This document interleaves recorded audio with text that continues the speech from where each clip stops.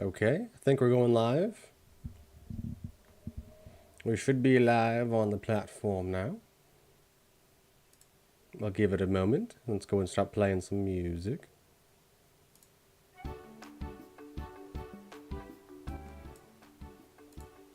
How's that? Is that a pretty good volume? I may be talking to the void at the moment, but that should be a good volume, I think. It looks like it's about the right levels. Yikes. Do. Oh.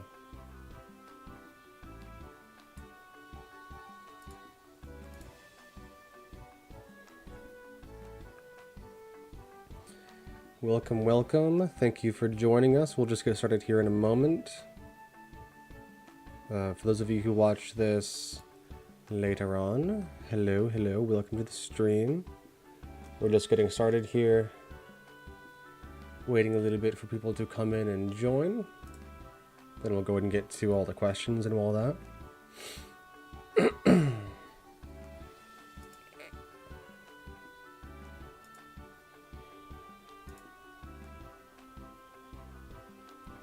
The Discord should be getting notified here soon.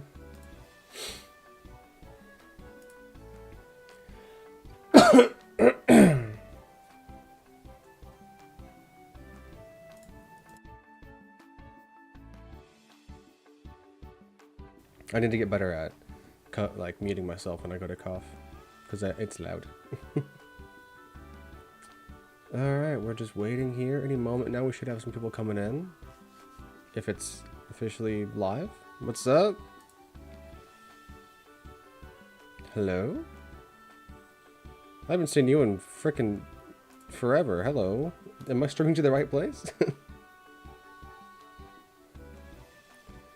How's it going, Doc? I'm actually not gaming. I don't game nowadays. These days, I teach. I'm a teacher. Why is it not notifying my stream? Am I streaming to the right platform? Am I streaming to YouTube?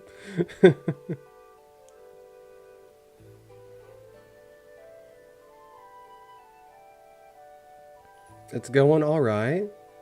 Got about 300 subs. Looking pretty cool. Okay, I am streaming to YouTube. I see that now. Let's see. I'm talking to some bigger creators. I've done some work for them as well. One guy with about 20,000 subs, I did work for him.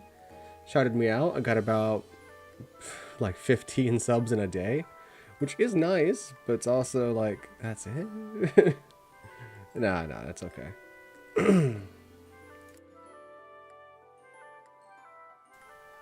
I'm coughing a lot tonight.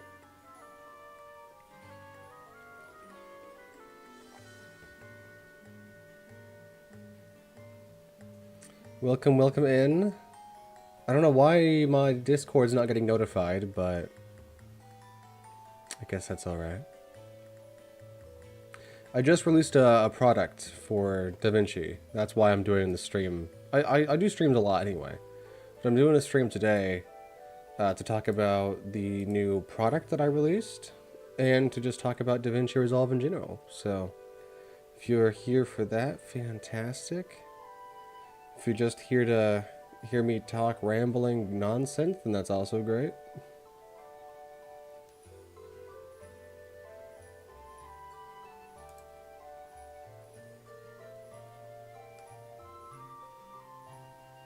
What? How's it going, Gamer Kitty? Good to have you in here. Doc, DaVinci Resolve is an editing software. Think Premiere Pro, but better. You got like your motion graphics / VFX system built into it. You got audio changes and everything built into it. All that kind of crazy stuff. And I teach the motion graphics VFX stuff, but I will get into more general stuff. Other than the fact that you've had hiccups for the past 4 straight hours. Oh no. You know, it's been okay. I just ate dinner. I had the most adult meal you could possibly have. Hash rounds, like hash brown rounds, and garlic spicy chicken strips. The most adult meal you could have. Been enjoying that.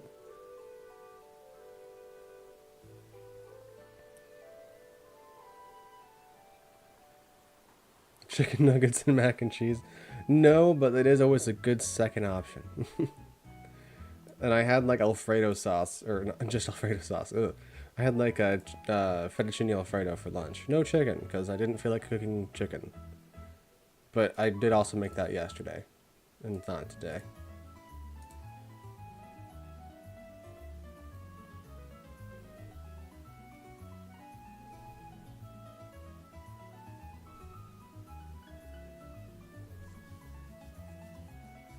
Yeah, Doc, Davinci Resolve also has a very free version that has most of its features.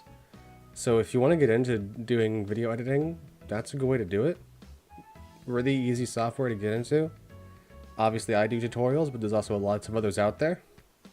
So it's pretty cool. Your plan was to use Blender as a video editor. That's a new one. I've not heard that one before. I know it can do video editing, but I don't think it's a very valid idea to do. It's yeah, no, I also came from Davinci, or bleh, I also came from Premiere. I used Premiere first for a while, and then I switched to doing just Davinci. Because Premiere had way too many crashes, and it was not very user-friendly, and it was very confusing to use. Probably among other things as well. Those are like the main sticking points. I feel like you better go off giving yourself... Yeah, using Blender as an editor, it sounds awful. Like, it has post-processing and it has your basic editing tools, but it's such a pain. I mean, yeah, Blender is free, but also so is Davinci Resolve. There is a paid version, but really you just get like a few effects and a quick masking thing. Definitely don't use Blender just because it's free and there are tons of tutorials out there. There's tons of tutorials for Davinci Resolve. Heck, I'm making tutorials for Davinci Resolve. And if you have any questions about it, you can literally go in my Discord and ask me whenever you want. I literally answer questions all the time. It's my favorite thing to do because I love Davinci. You never heard of Davinci until a couple weeks ago? Dude, definitely get on that. Definitely get learning. Because it is some good stuff. You can go to my Discord in the description. I have the link for that if you want to hop in there and ask any questions about Davinci at any time. Because it is easy to learn. It's easy to teach. Definitely recommend trying it out. Obviously, because I do make stuff and teach on it. But also, it's just way easier than like Premiere, Blender, and other stuff like that.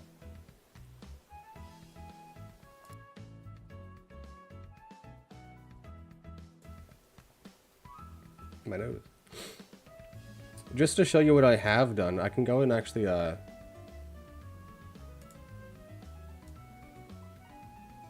never heard of using Blender as a video editor either. It's so unusual. I'm honestly surprised that you thought of that before looking to any other free editor option. If and when you get done with art stuff and record videos, you might look into it. Okay, stubborn. Alrighty. Alright. CapCut. CapCut's also, I guess, a decent option. It's better than Blender. Like, don't use Blender. There's tons of other options out there. Let me show you also, there's an awkward video of me. But let me show you what I just worked on and what I just released today. This won't make, I guess, 1000% sense to you, but just to show you how quickly you can, like, Windows Movie Maker even. Yeah, it's a good software. Just, yeah. My very first videos were made in Movie Maker, and I didn't realize that saving and exporting them were different back then. So I would like upload these save files from Windows Movie Maker, and it would come in like the wrong format and everything, and it was so bad. I just never figured out what was wrong with it for like years. It was so bad. I used to use that when I first started out, and it was not good. So many years ago, I was looking into free video editing software, and Blender was amongst a few others. Who was recommending using Blender as an editing software? That is redonkulous, dude. Why would you do that? Yeah, Davinci is like the biggest competitor for Premiere Pro and After Effects and all Adobe suite. Ah, okay. See a gamer, kitty.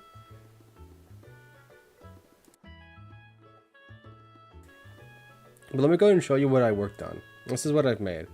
So you can set what video track has the video on it that you're wanting to slice up. This is like a quick slicer for if you've made markers to like lay out the script and like everything that's happened in the video, live stream, whatever you've done.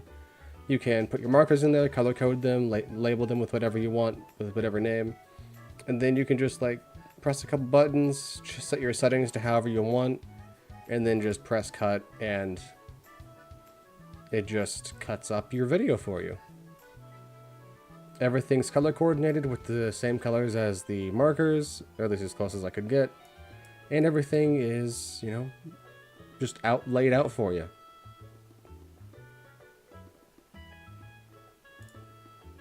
It wasn't a recommendation, but it was just as a free category. Okay. You know what? You do you. I've never heard of anybody even considering that before. I've heard people about editing solely in After Effects, and that alone makes me concerned for their mental health. Doing it in Blender makes me concerned about people around you, actually. Like, how mentally unstable is this person?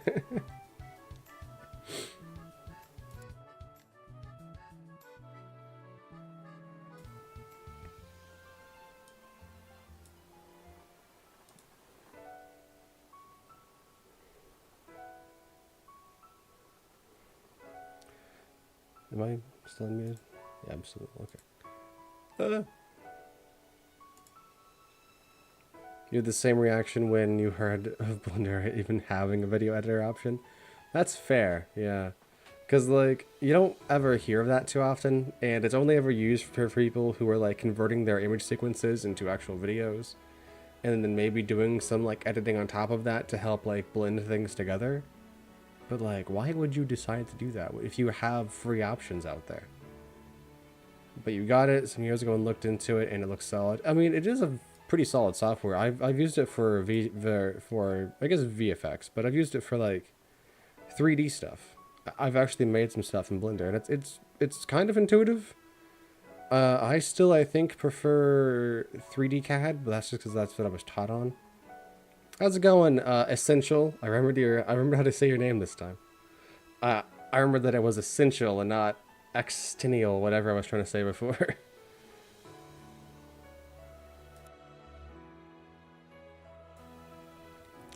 You haven't used it yet, but ever had a chance to since you never recorded any videos? No, that's fair. Yeah. Yeah. I mean, Blender is cool, but don't use it for editing your videos, dude. Don't do that. It's hard enough to edit videos. It's even worse to edit them with that. Yeah, I am just here to answer any questions. If you have any questions about the thing today, Essential, then go ahead and ask that. If you want to get on Doc about using Blender as an editing software, to go ahead and do that too. We've had a Gamer Kitty already in here. Oh, no, I'm knocking it. I'm knocking it. Because I have used it for putting together image sequences. And it's a no from me. Yeah, Doc is you over here using Blender or is going to be using Blender as an editing software. Like, that's not an NLE, dude. That's a 3D software, dude. Like, there's tons of other free options. Why are you going to that? For any reference, I know Doc from high school, so that's why I'm getting on Doc. If I didn't know Doc at all, I wouldn't be just harassing him.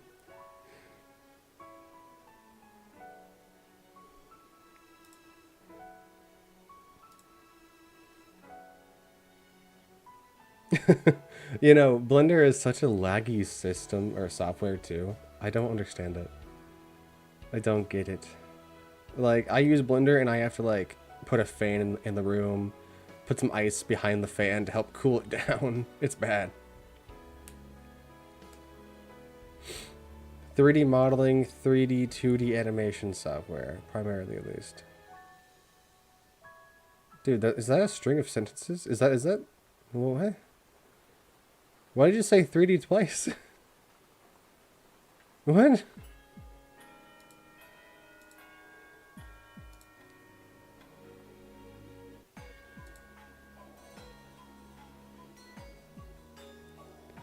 Like, yeah, it is 3D modeling, and I guess it can do 2D animation too, but like, you can do that in like any other software. And like, you can't import like the 3D scenes into your video editing. You have to like render it out and then put it into your timeline and then like render it out from there. From my knowledge, you can't like do a VFX shot or like do some cool motion graphics for like a lower third or some cool title or whatever, and then just like lay it into the timeline. You have to export that and then put it into the timeline in Blender again and then export the final video afterwards. It just feels like an extra step that's not like needed.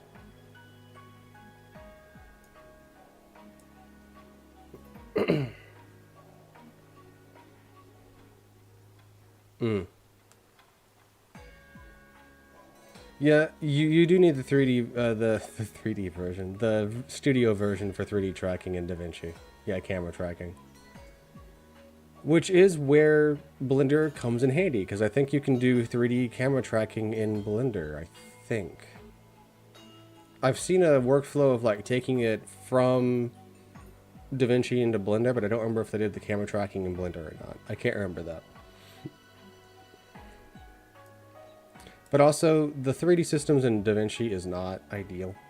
Like, you're better off using Blender for that anyway, to get your 3D environments and everything cooked up. But, yeah. It's... yeah.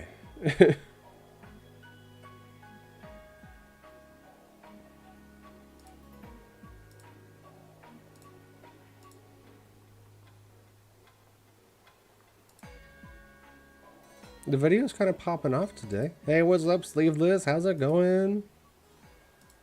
You having a great day? Our video's popping off. No one's bought the pro version of Marker Trimmer yet, but honestly didn't really expect many people to really get it. Seems like a sort of a more of a niche thing than like the basic one, but both are very cool to have. I love the pro version.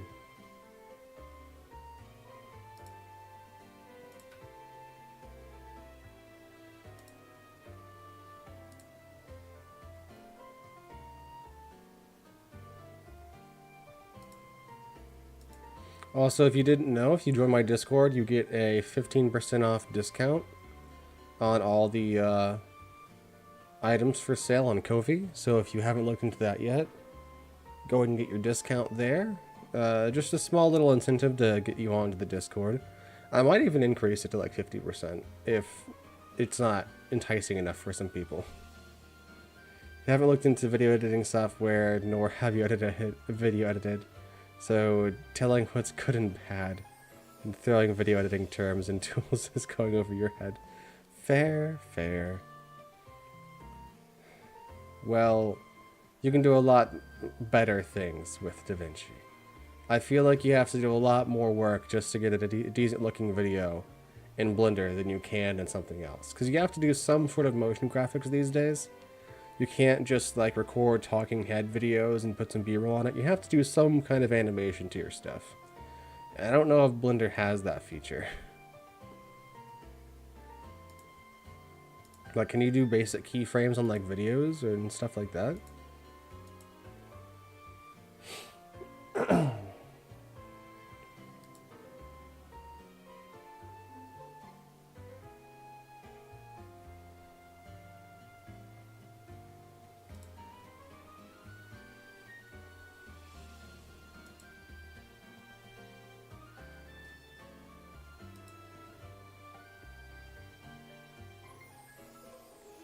I've had 3 responses to my post about today's video, and shockingly, everyone has said 5 stars, and I appreciate that. But also, you guys can be honest.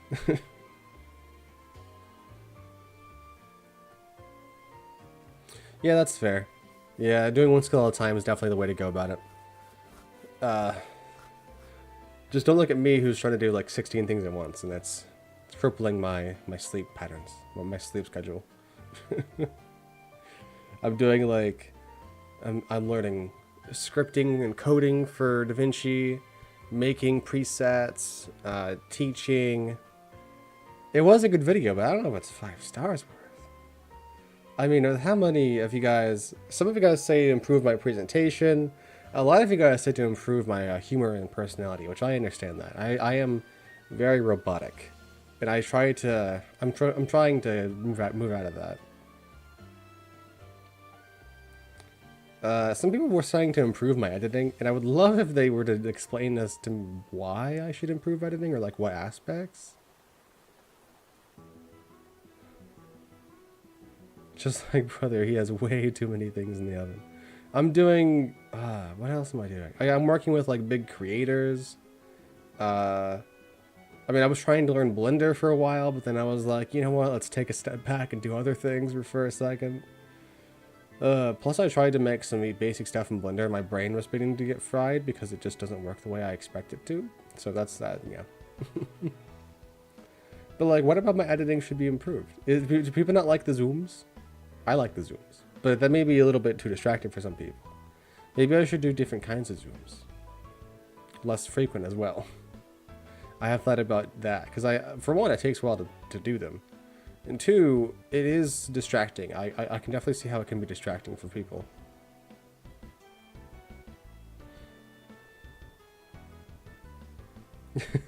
Oh, did you take that class in high school? Just the I think you may have. I don't think we were in the same class, but I think I remember you talking about it at some point.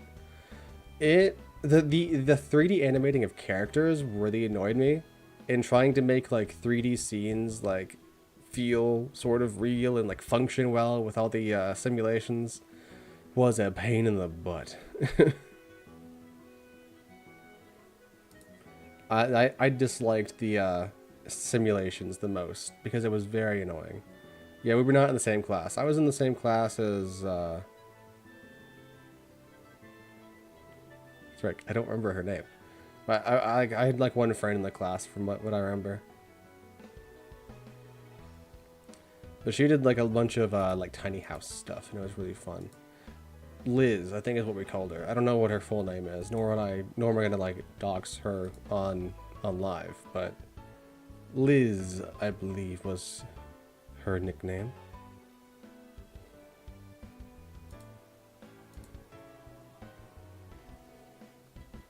But she made some good stuff. Some really cute stuff.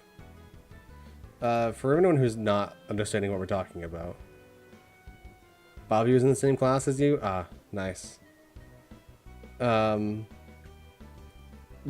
in high school, we had the opportunity to take like, what was it, a 3 or 4 class like progression kind of thing? What do they even call those? Like 4 stages of a class, and it started out with like 2D 2D mock-ups for business, moving up to like 3D animation and Maya and 3D Max. I think people watch like Davinci and a few others the way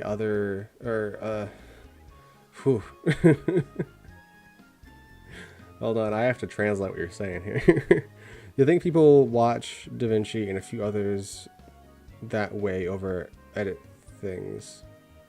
It's like retention editing, everything happening every 3 seconds, but I don't think, yeah, no, that's, yeah. You're talking about the zooms. Yeah. The zooms aren't really needed to be super frequent and that often. Yeah. I think some of them are nice to help like pull attention to like smaller aspects of the screen, especially for people on like mobile. Because when I've looked at my videos on mobile, and sometimes if I don't zoom in on a spot, you just can't see what I'm doing. So I think zooming in, at least making a mask around the thing and making that thing bigger, will help with people trying to see what's going on, but doing it every few seconds isn't ideal. Yeah, we had a class in high school, a few classes that take like we did 2D, not animation, but 2D drawing for like precision drawing of like different components and stuff. Yeah, it was sort of like engineering. Yeah. And then we went into making those into 3D models, and then we did another class doing like actual animations with like Maya, AutoCAD, 3ds Max. Davinci, he's editing YouTuber who does the crazy over editing tutorials. I think I've seen him before.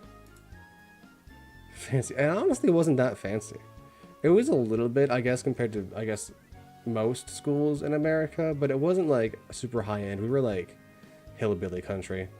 We just had a good STEM program. Like, that's where I got into coding. I got into coding because of the Raspberry Pi that I had when I was a kid. But then I started working with other stuff in high school and made a project for the school that was interesting with somebody else. And I did like dick diddly on it. I helped a little bit, but I didn't understand what I was doing. Nor did I really want to care. Dan Vinci. I don't think I spelled that right.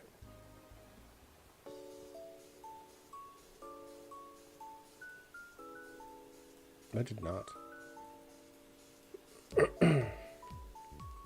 Only in your last month of the semester? Dude, we learned like Maya and everything like along like halfway through the semester, dude.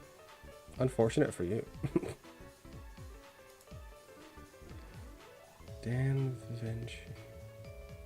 I spelled it the way you spelled it. I am not seeing Dan Vinci coming up as a channel. Maybe if I do specifically look for channels, I can't. There's no even. That's not an option. Why? Oh, showing results for Davinci. There we go. I got it. Oh yeah. I mean, his very first video that I see, super insane, super crazy edits. I've heard of him before, but I've never actually watched any of his stuff, I don't think. It looks like I watched a noise removal and replace anything from about a year ago, but that was pretty much it. I mean, he's only got 24 videos and he's got about 12,000 subs. That's pretty good. So retention editing does work, but also I think his thumbnails are also pretty killer.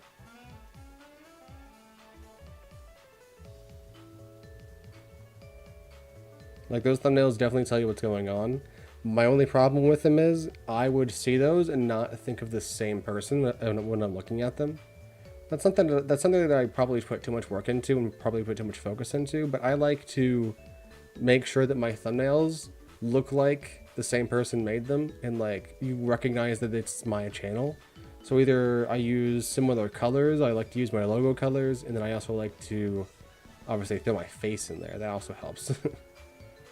But I like to make sure that you can like tell whose videos you're watching. He's good, but it's like super hyped up and kind of surface level.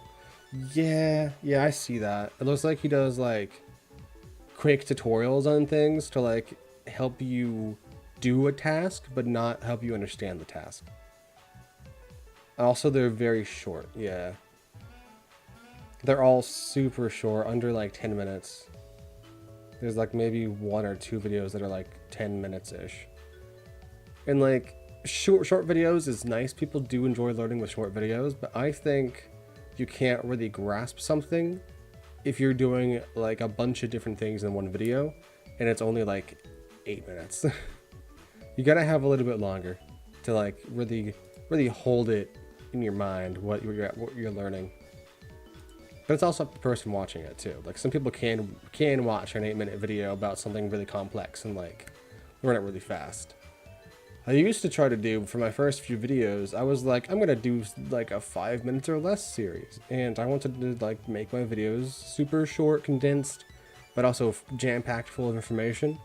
And for one, That was hard for me to do because I was trying to say everything I needed to say in that amount of time, but then it was also way too fast and not really accessible to people who weren't English speakers, which I still have a problem with. I still talk too fast.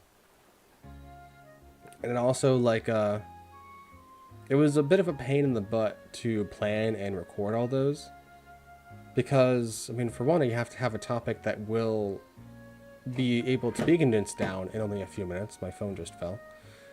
And then also execute that idea with your editing and making sure that it doesn't sound like you're constantly jumping around, which is hard to do when you're making a short video like that.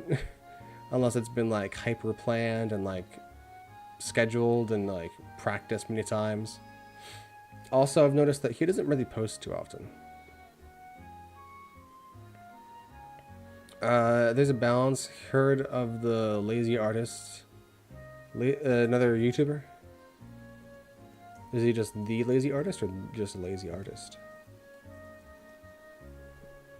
Just lazy artist, okay. There is no tutorial today, so if okay, you can hear that, can't you? I just realized that you're hearing the audio coming from this. Did my music stop? What happened? No, it's still going.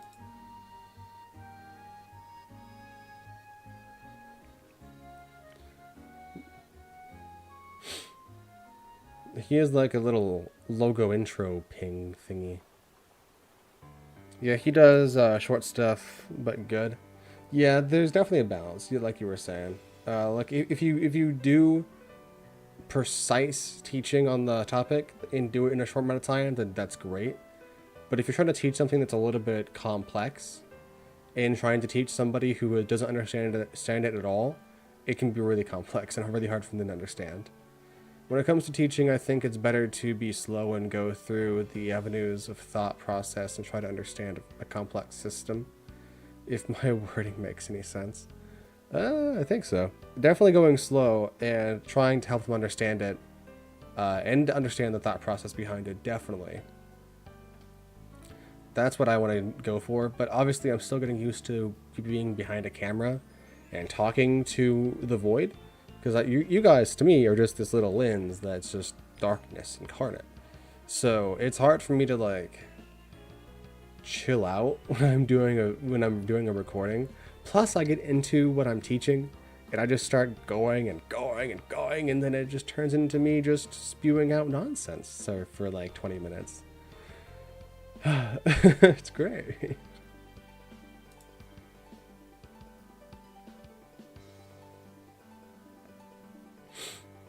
What kind of videos do you plan on making? What kind of tutorials? On what? there is no tutorial. Stop playing the audios. I don't like having these things here. You can't see what I'm talking about, but the videos that play when you first go to someone's channel that like I just autoplay, I don't like those. Because I'm like, I'm here to look at you, not to just get spammed with an audio. Oh, nice, yeah. That's really popular. You have to be sure to like really stand out though, because gaming is a very, very competitive field. Davinci Resolve editors is a little bit less competitive. It is a little bit competitive, but it's not as bad as gaming. I've done gaming before. My videos got like 12 views, sometimes up to like 50.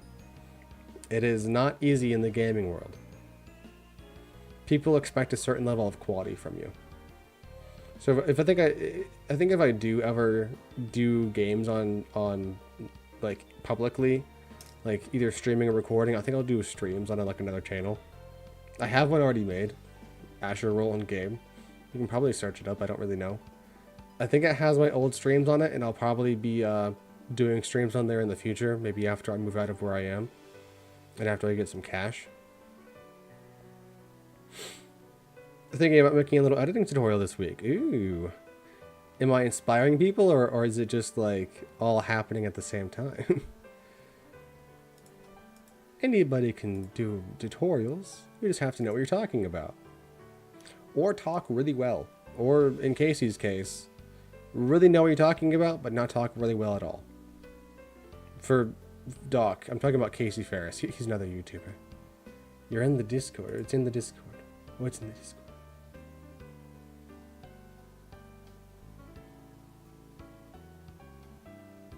Heh. What's in the Discord?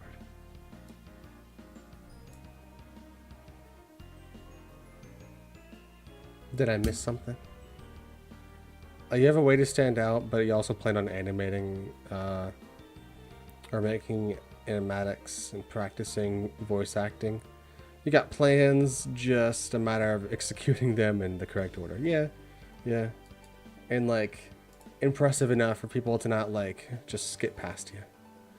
That is the pain of doing video games or any form of like engaging content, is you have to be constantly engaging in your video. And I don't know if I could do that. After the intro, my energy level just starts dropping, and then it maybe has a little rise near the end, and then it drops again, and it's, yeah. It's ups and downs for me. It's not easy.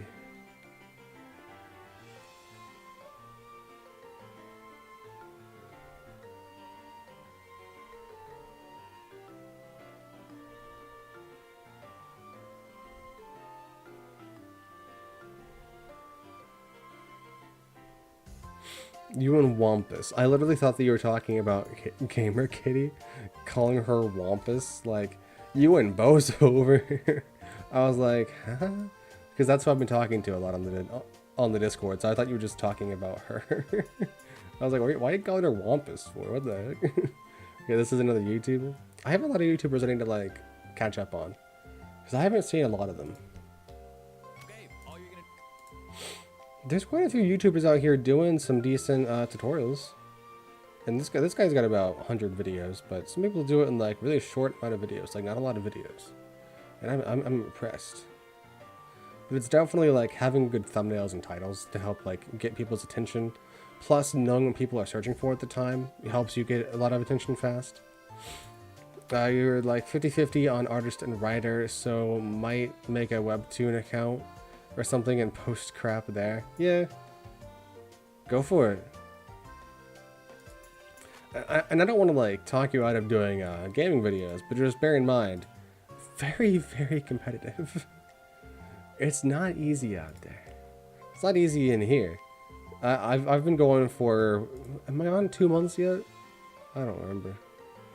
Am I on 2 months of this channel? Let me look. Oldest. If you don't count my dot setting video, the very first video on my channel, which was like 8 months ago, the one from 3 months ago is what I would say the beginning of the channel.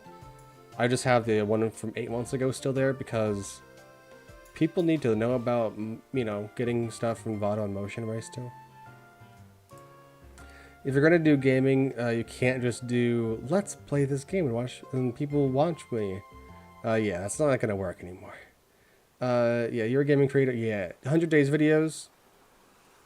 Those are the money right now. People are loving 100 days videos, along with just challenges in general. Doing like 100%ing videos is good, but you have to have a certain delivery for it. Like you have to do it as like a challenge, not as like a tutorial walkthrough. Because people are a little more interested in like the challenges and stuff. Yeah.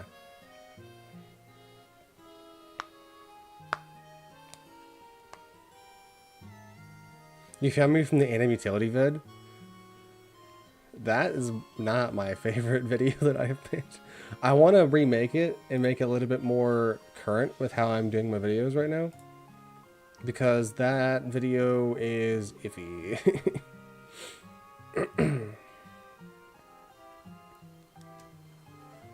People are bored of Let's Plays? Yeah. Or tutorials. Tutorials aren't very big on YouTube anymore either. Like, it has to be like a showcase of something that like quickly shows you what this new thing is. Or a challenge.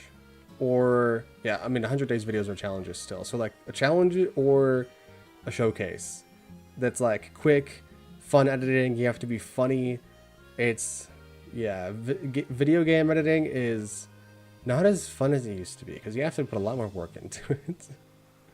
Unless you're, I don't know, I would say unless you're Markiplier, but even he puts a lot of work in his videos. Well, I should say Lixian puts a lot of work into his videos. He's just funny. Lixian enhances the funny.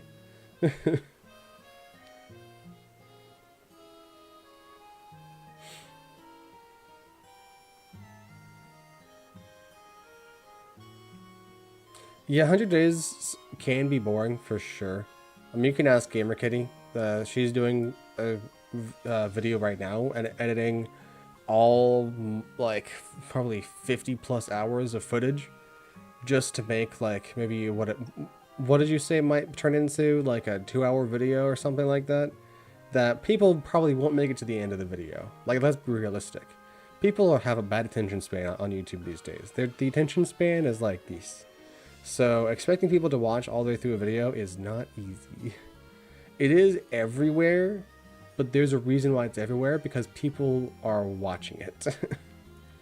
But editing it also would take, like, be very boring. Editing it is probably one of the more boring parts. Maybe making the script maybe a little bit more fun, because then you like get to have like wordplay and stuff, if you're into that stuff. But yeah, definitely editing it's the most boring part. Playing the game, you know, that can be as fun as you want. But then editing it afterwards, once you get past the intro where you have all the engaging and fun parts, it's just like, alright, let's put this clip here, let's make sure it's cut right, alright, let's go to this next clip. Yeah, it can be quite boring.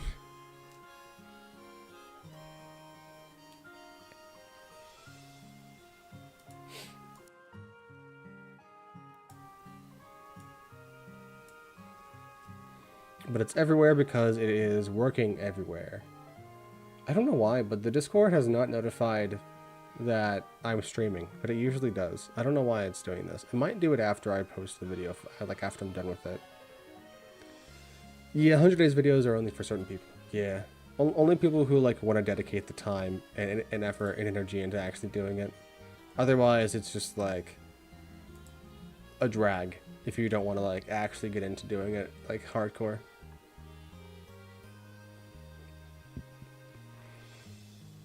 Yeah, it's for people who enjoy story building and world building, and really like getting into a full-on story. Yeah, because you have to like plan out the story that you've already done the story, but you have to like tell it in a really compelling and interesting way to like help the viewer stay engaged.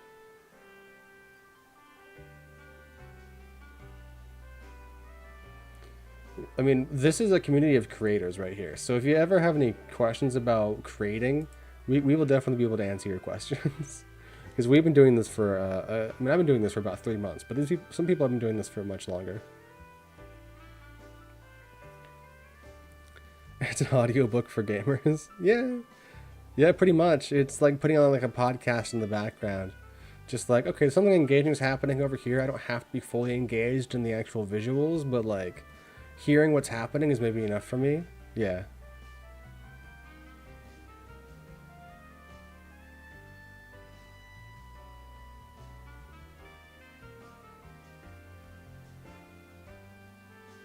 Exactly. You're doing what you love, and that's what matters. And I don't know if I say I love doing tutorials. I love making stuff. And that's what I tend to do a lot. I love making stuff that helps people out. Because it also ends up helping me out in the long run, and that's all that matters. Because I'll be like, man, this is a cool tool, but I don't really have a use for it. And then like in a few months, I'll be like, ooh, I made this cool tool. Yeah, exactly. You're like, man, I made this, and it works. It's interesting, and people are going to like this. And it's like, this is cool. I completed making this. Even videos, products, anything. You're just like, I did this. And no one else can say that.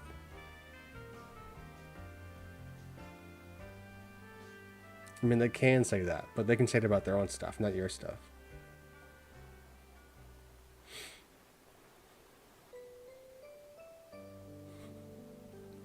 I did this. It was me. I didn't fuck it up. I am sad that no one's got the pro version yet. I've also learned that nobody who has watched the video so far likes Gumroad. No one has gone to Gumroad and been like, oh yeah, let's get it from Gumroad. No, they've gone to Ko-fi or my website. You never used to complete anything in your life. So doing your first big video was like when you're a kid and you go to your family like, oh, look what I did, and show them a macaroni necklace. That's great. I don't know if I have that exact moment, but that's great. I mean, right now my channel is going up in a way that I'm kind of like that, I guess. I'm just like, look what I've done. I've made a channel that's actually doing well. I'm gaining subs, and I'm gaining some attention in the bigger leagues. I'm somebody now. Woohoo. Yippee. That's you, but art. I mean, making anything. Could be art, could be music, could be video, could be a product, which I guess art can also be a product, but I think you get me.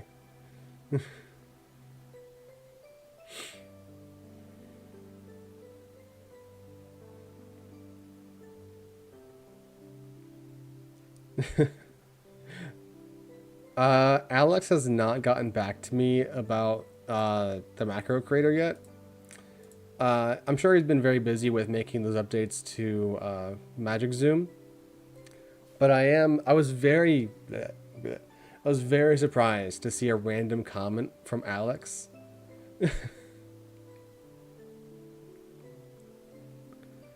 Like, that comment just came out of nowhere, and I'm just like I thought I commented on, I thought I commented on one of his videos, and then he commented back to me, and I was like, oh, cool. He just commented back to me on a comment that I made on his video. That's sweet. But then I look again, and it doesn't say replied to you, left a comment, and I'm like, pause. Alex has been snooping around my channel. That's interesting. And he saw my button video, and I'm just like, whoa. You got noticed by Crow Media? I don't know what Crow Media is. I never heard of them before. I stick right to my like 5 people I watch on YouTube, and apparently that's it.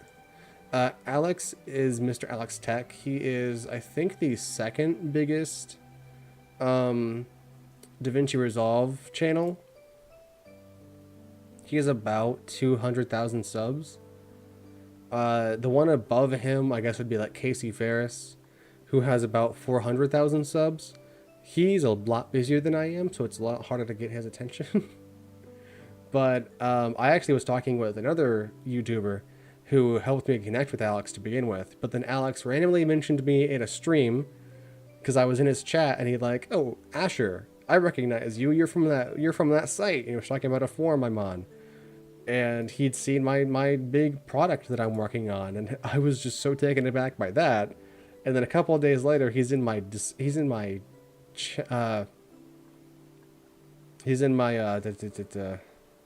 comments, just leaving a comment now. Like, what the heck, dude? You found me from Jake Whip. I made a tool for him. I made something that makes saving your presets easier. Which I have been the sole helper to answer those questions on the Davinci Resolve Discord, because people decide to go to there because it's his Discord, I guess, and they're like, oh yeah, we can go here and just ask questions. I have emailed Donna Did It. I have emailed him, and he wanted to do a tool, but he wanted to do an OpenFX plugin, not a macro or a script. So I wish that I could do something for him, but he's not looking for what I do right now. I don't know if I've seen James Din. James Din. I don't think that's who you're talking about. I looked up James Din, and all I got is James Dean, a musician. Peach is very crazy. He does very fast videos, which is why I thought it was going to be like more okay for me to do faster videos when I first started. But like, no, people like having slower videos. Yeah, no, seriously. his stuff goes so fast. I zone out when he starts going super fast. And that's cool for some people. James Finn. Okay, that makes more sense. Let me type this in, and I can continue my thoughts. Oh yeah, is this the guy who did the? Yeah, I just saw his epic split clone of video effect. I saw that the other day. The other day, and I was like, dude, that's crazy. That's a really smart way to do that. And I was like, shoot, man, I might use that in a video, because we're doing my company that I work with right now is doing videos for a musician right now, so we might do some stuff there. Peach to the ambulance kids? What? Peach to the ambulance kids, but he's really talented. Peach to the ambulance kids. Oh, you know, there's tons of stuff that it's like, if you make a video, half of the time you're gonna be getting a comment saying like, hey, this is like a Peach thing. This is a Peach video, and you're like, I'm just making my own stuff here. I know Peach did this first. I don't need that. But I saw like sometime in the Davinci Resolve Discord, I was helping somebody out, and I guess like they asked a question somewhat related to like a Peach video, and someone was like, hey, do I detect Peach int in here? And I'm like, who even is that? This is before I even knew who it was. I also barely know what AMV is. I think I know what AMV is, but it wasn't until I actually started like watching some of Peach's stuff that I kind of understood what AMV was.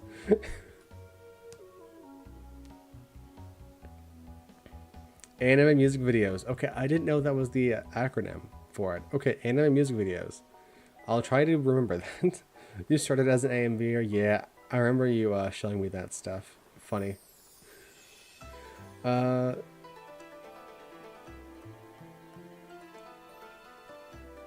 what YouTube started as. Did it start as anime video edits? Did it? I don't know. Peach is doing a pretty good job for himself. And cat videos. Your entire channel is just cat videos, and all of a sudden, no more cats. I, for some reason, missed that era. Anime cats. Combine the two greatest things on the internet, anime and cats. Okay, I'll be honest. I don't think I've watched an anime, unless you consider Avatar The Last Airbender an anime, which I don't think most people do. Because it's not technically like made in Japan, it's made in America, to my knowledge. Dating site, what? Oh yeah, YouTube used to be a dating site. Yeah. You didn't know that? You know, I didn't think, I mean, it has the styles of anime, but it's not an actual anime. Yeah, the very first video on YouTube was meant to be like, well, first it was like them talking about some like plane or something. I don't remember. But the makers of YouTube posted a video, and I guess it was just meant to be a dating app back then. And then it blew up to this video platform site. I don't know how it turned into this. I remember I started getting into YouTube like I think the first things I watched on YouTube was like Friday, Chocolate Rain, Nyan Cat. This was back on like the home computer. And it was like my older sisters came around and were like, hey, watch this funny video. And I was like, okay, on the computer? Because this was like back when it was still sort of new. But I'm also young. So like, I'm not like 30 years ago, I discovered the YouTubes. No, this was like when I was really young. Posted on here when MSN and Yahoo Messenger was where you hung out, in MySpace. as well as Neopets. I don't even know what the last one is. Gaia Online. No, I have heard of that. Yeah, no, I have. Can't say I've ever visited any of those sites. I have been to MySpace because they changed it to like a music platform or something like that.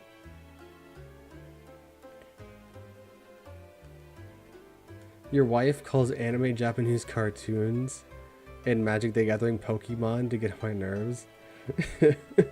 Oh yes, are you enjoying that Pokemon? And then you're just watching like One Piece. Did they find the Bulbasaur yet?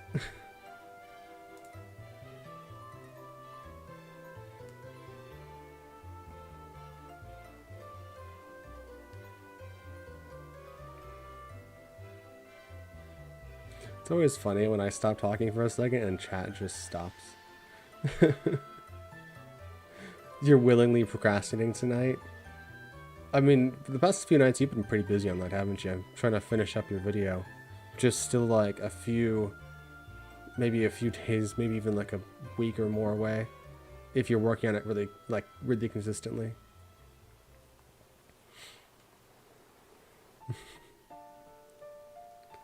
You might and just be like, hey, I have hiccups in this recording. Don't mind me. And then just like hiccup like every 5 seconds. I don't know. Is that funny? I don't know.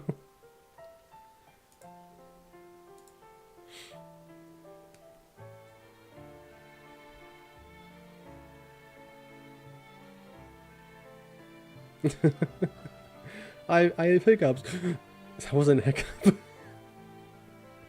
That was just me like losing my breath or something. I don't know. What the heck was that?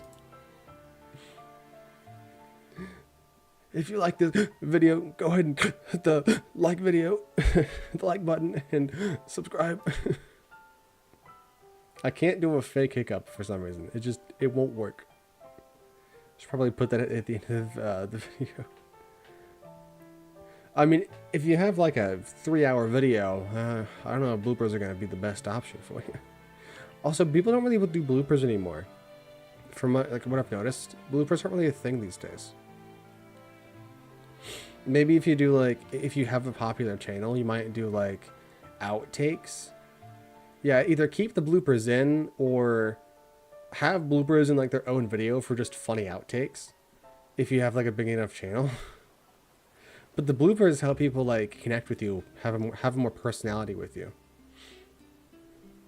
The parts where you fumble over your words are the best parts because it helps people see that you're actually a human and not a robot that's just relaying information.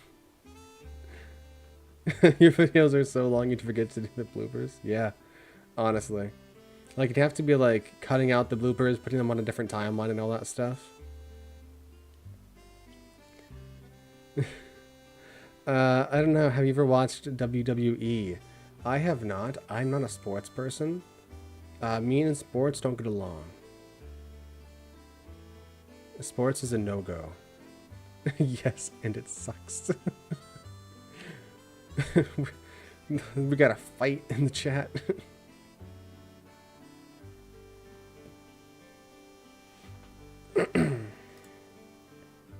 I wish you could do like votes or something on YouTube. Like you can do like polls on Twitch. I wish I could do like polls on YouTube.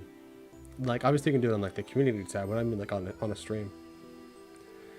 You watched for a long time and was a super fan of Stone Cold Steve Austin and The Rock and The Undertaker. Marvin from WWE just released a blooper video. I thought it was funny. Sports entertainment.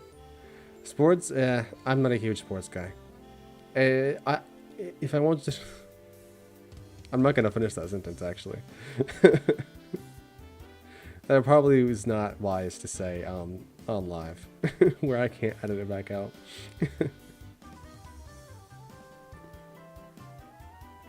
Yeah, no, that's fair. WWE is very fake. Yeah, it's very much planned.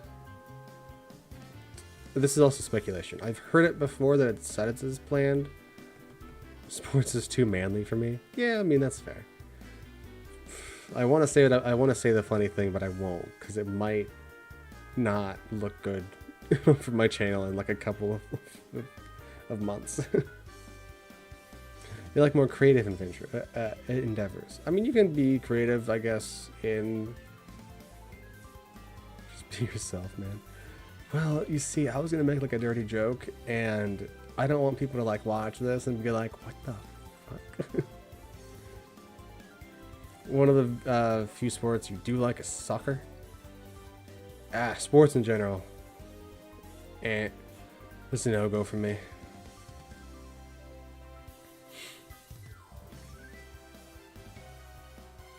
I know you use dirty jokes a lot, but I can't edit it out of my video. Like, I can't edit out if I say something too raunchy. Plus, I don't really know what my general audience is right now. Oh yeah, it's true. You did do it in your live stream. That's right. But like, my audience could be younger people. I don't know. I do know, actually. They're not. Let's see. The age range of people who watch my stuff is between 25 and 34. No one is under the age of 18, which is nice. I do have a very small percentage of people who were in the 40s to 50s. Alright, fine. I was gonna say that if I wanted to watch a bunch of men being sweaty, half naked, wrestling each other, I would just go watch some gay porn or something. Like, that's my views on watching sports. Corn bub, exactly. I would just go hop on the corn bub over here, the yellow and black website, and look it up myself. Don't need to watch a sport for that. That's how much I need to touch grass, though. No, I'm kidding.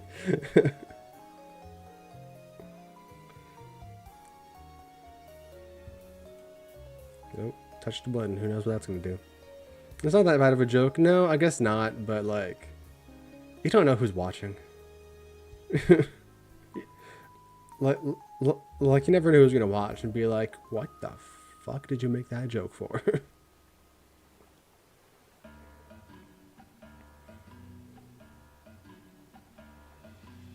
It was okay. It was a bit more on the tame side, okay. But you don't. The internet's a different kind of place, okay. I may have been here for a while, but it doesn't mean I understand it. I might have been here for most of my life, but I don't understand a damn thing on it. I somehow stayed away from Tumblr when it was popular, and a bunch of the popular sites until like TikTok came around. So like, things that are okay in the general public is still, I'm still learning that stuff. I don't know why, I was like closed off to it. I've had moms go, can you please cuss less? My 8-year-old watches you. The internet is a wasteland. There's not much. There isn't much.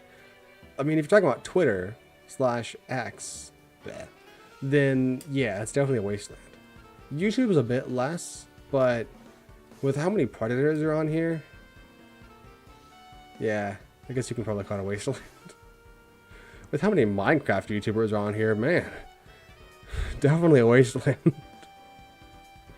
No, I like Minecraft, but how many Minecraft videos there are?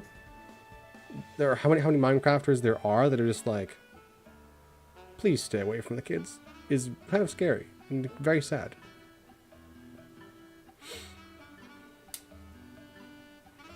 I guarantee they hear a lot more effed up stuff from you. You're still talking about that mom, huh?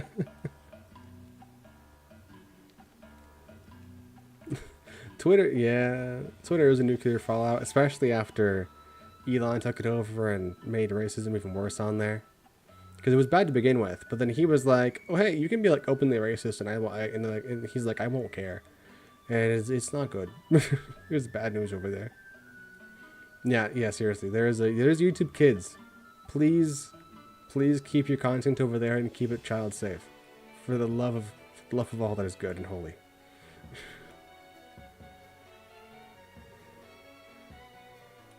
The internet needs like a good check. Yeah, keep your kids over there too.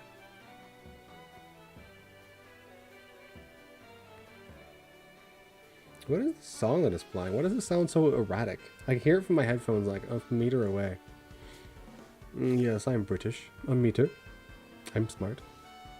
is your 18-year-old watching regular YouTube? Seriously though, so many parents will just like hand their kid their iPad and be like, all right, go at it. And then they just like go straight to the regular YouTube app and just watch any video that pops up on there. It's not good. Make your kids go on YouTube and like, yeah, and then complain about it. Yeah. Make sure that they're on YouTube Kids and keep them over there. Put like child safety measures on your device so they can't just like find their way onto regular YouTube and then get just abolished? That's not right. And just get like bombarded with all the raunchy humor that us adults are having over here. Like, don't come crying to us when your kid stumbles into a video that's not made for them. Oh no. Here, how about you like, the way that always worked for me is like you either lay on your back or something, but then like make sure your head is like lower than your heart and hold your breath. And that works maybe like 20% of the time. I haven't had the hiccups in such a long time though.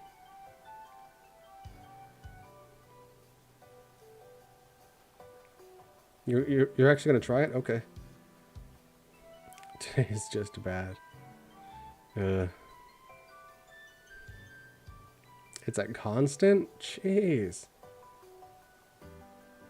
Can't imagine.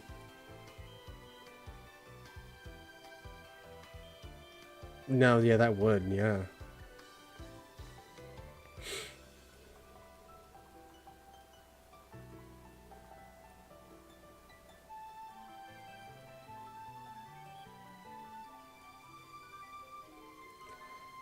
I mean, some things, yeah. I'm not really sure how to respond to that, Doc. Like, yeah, things are taken into context a lot, I guess, but like, and like everything can be offensive to people and stuff like that. Yeah, I don't really know how to like respond to that. You'll take a deep breath, swallow it, and then hold my breath until you can't anymore. Yeah, I mean, I'll just tell everyone that part of my script I was drunk. Yeah, I've always heard that like holding your breath is great. I've heard that being scared works, but I don't see how that's gonna work. I guess the idea is like you're gonna like gasp in a bunch of air, and it's gonna like relieve the, I guess, isn't it like folds or like, it's like a fold or something in your lungs that makes the hiccups happen or something like that. And like a big gasp will help like get rid of that, I guess. And obviously like then holding your breath does that same sort of thing, but over a little bit longer of a time. I don't really know. I'm not a hiccup expert.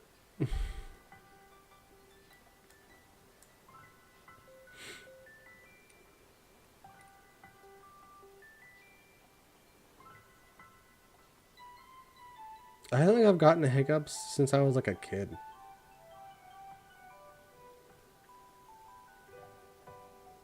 I do get acid reflux, especially if I either drink too much soda or like have really greasy foods. Man, acid reflux gets bad. It doesn't, but it is fun to do to people. You mean scaring them? Looks at gender rail. Rest in pieces.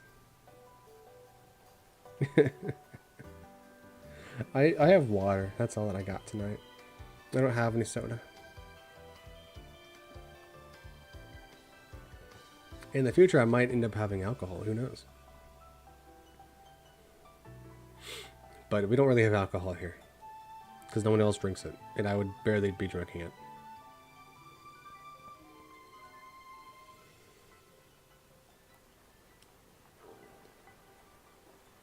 Yeah, everyone has like their own way of getting rid of hiccups. And there's not like one best way to do it, I guess. It's just like, try something and wait it out. I don't know if drinking soda and having is I meant to say pretzels, I'm guessing. I don't know if drinking soda and having pretzels is going to like help with feeling icky. Especially the pretzels. Pretzels always make me feel worse. Pretzels always make me feel worse. It's bad. Like pretzels especially are like, one, they're dry, generally speaking. But then also, they just sit in your stomach really heavily. Oh, that's not... Okay, soda crackers? I don't know if I know what soda crackers are. What are soda crackers?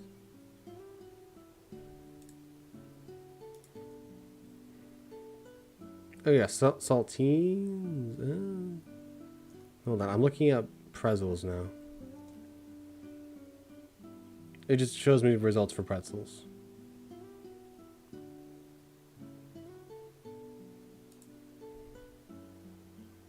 I don't see what you're referring to.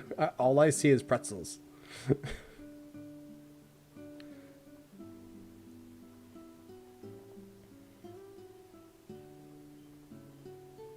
I like regular saltine crackers, but also, let's see, what is my favorite cracker? I think, no, Ritz is my favorite. I think Ritz because it has that sweetness, and then the somewhat blandness with it is like the best cracker of crackers.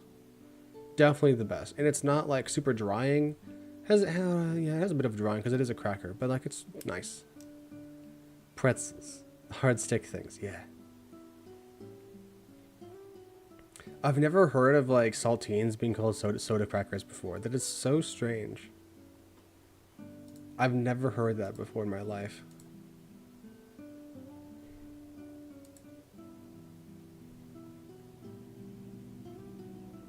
It's a UK or Australia. But you're not either of those, are you? Aren't you in the US? Ah, yeah. That's like me after watching a bunch of Doctor Who. You just start adapting to the culture. Never heard of... It's just like a saltine, apparently, yeah.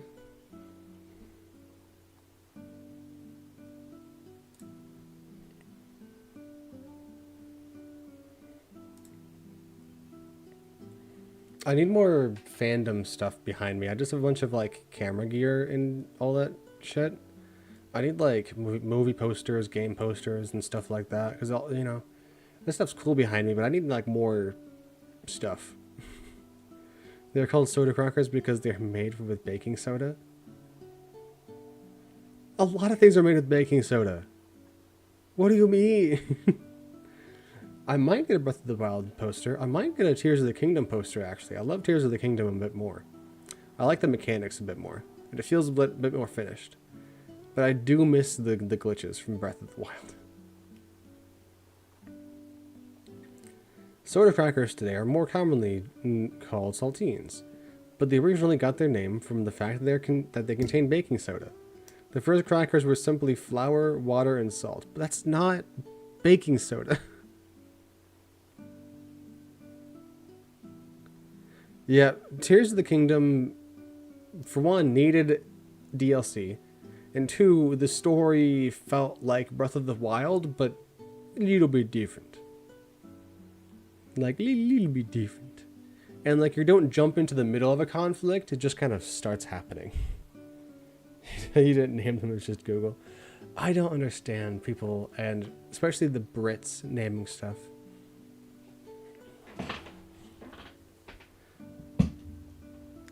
If you like Zelda stuff, Tears of the Kingdom is definitely a good one. I mean, both Breath of the Wild and Tears of the Kingdom are good. They both... Soccer versus football? For me, neither, because I don't like sports, but...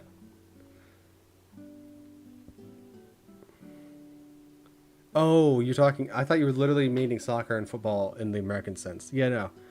Like, there's that, and then... They have a bunch of weird names for things.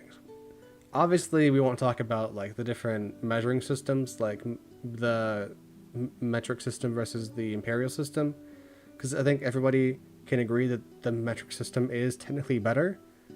But they also don't just use the metric system. I don't know if anybody knows this. They use like a combination of the two, and it's very confusing for somebody who's been taught that they only use metric, but they use some sort of combination of metric and imperial. And then act like they don't use Imperial. It's really weird. For anyone who doesn't know, I went to the UK for a semester.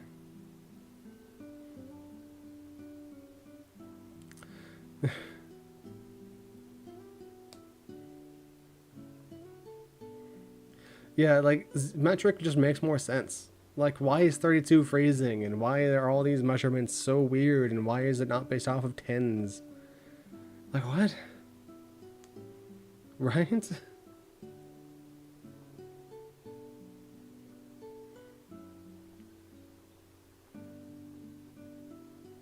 But then, like, whenever you try to, like, have an argument with somebody who's in the UK, they always bring up, like, school shootings and, like, people getting killed on the streets and whatnot. It's just like, dude, you good? You're talking about they measure things like in stones over there. They do, I guess, sometimes use stones, but they like use feet and stuff too. Yeah, like they do have a lot of stabbings, but like just because guns are banned does not mean you're gonna have like people trying to cause crap. I mean, they have freedom over there. We like it's not a U.S. only thing. Just because you ain't got the pew pews don't mean you don't have issues. The money over there has the money over there made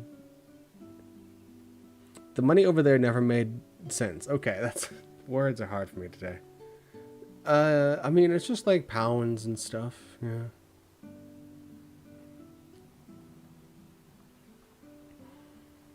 I might have some cash still somewhere. But yeah, I went to the UK for a semester and traveled around Europe. I've seen Paris, Rome, Ireland, Scotland.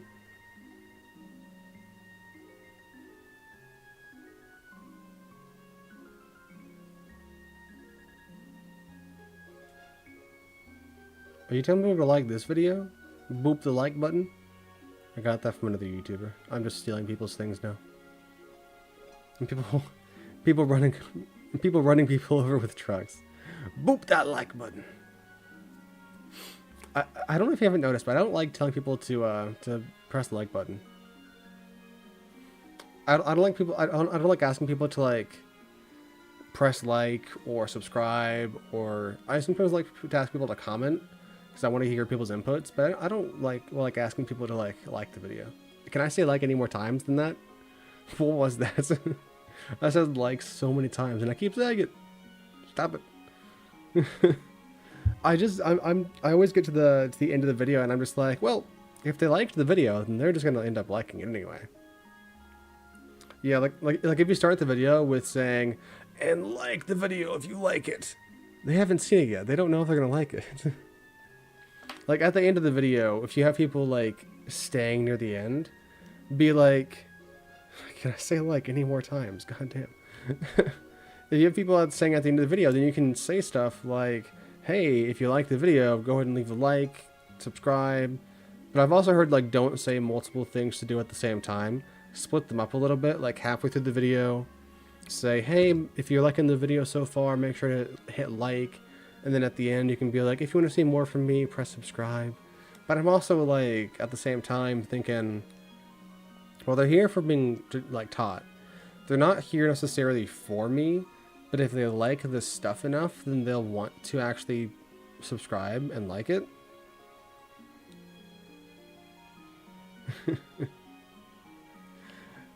Yeah, the older videos especially, I end them with like random ramblings because I'm just like, I don't got anything else to say, but if people are still here, then yeah.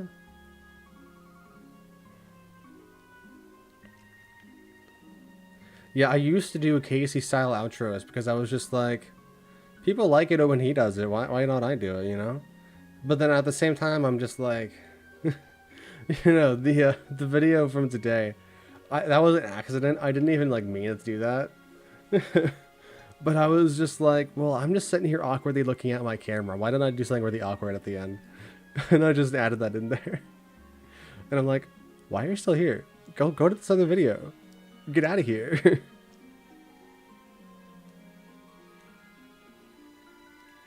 I've done like what my older sister calls is the millennial pause a lot. And it's just like where you do something in the video, pause, wait for either like a response or them to do something, and then get right back into it. I'm not a millennial though, technically. I'm still, okay, I'm like on the edge of millennial and Gen Z. I'm 24, so like I'm right on the edge. So like, I don't know. I prefer being called Gen Z because I feel like I fit in more with that crowd than millennial. Oh, jeez. Anyway, with anyways, with provide something value in the beginning, and ask them to like and continue the video.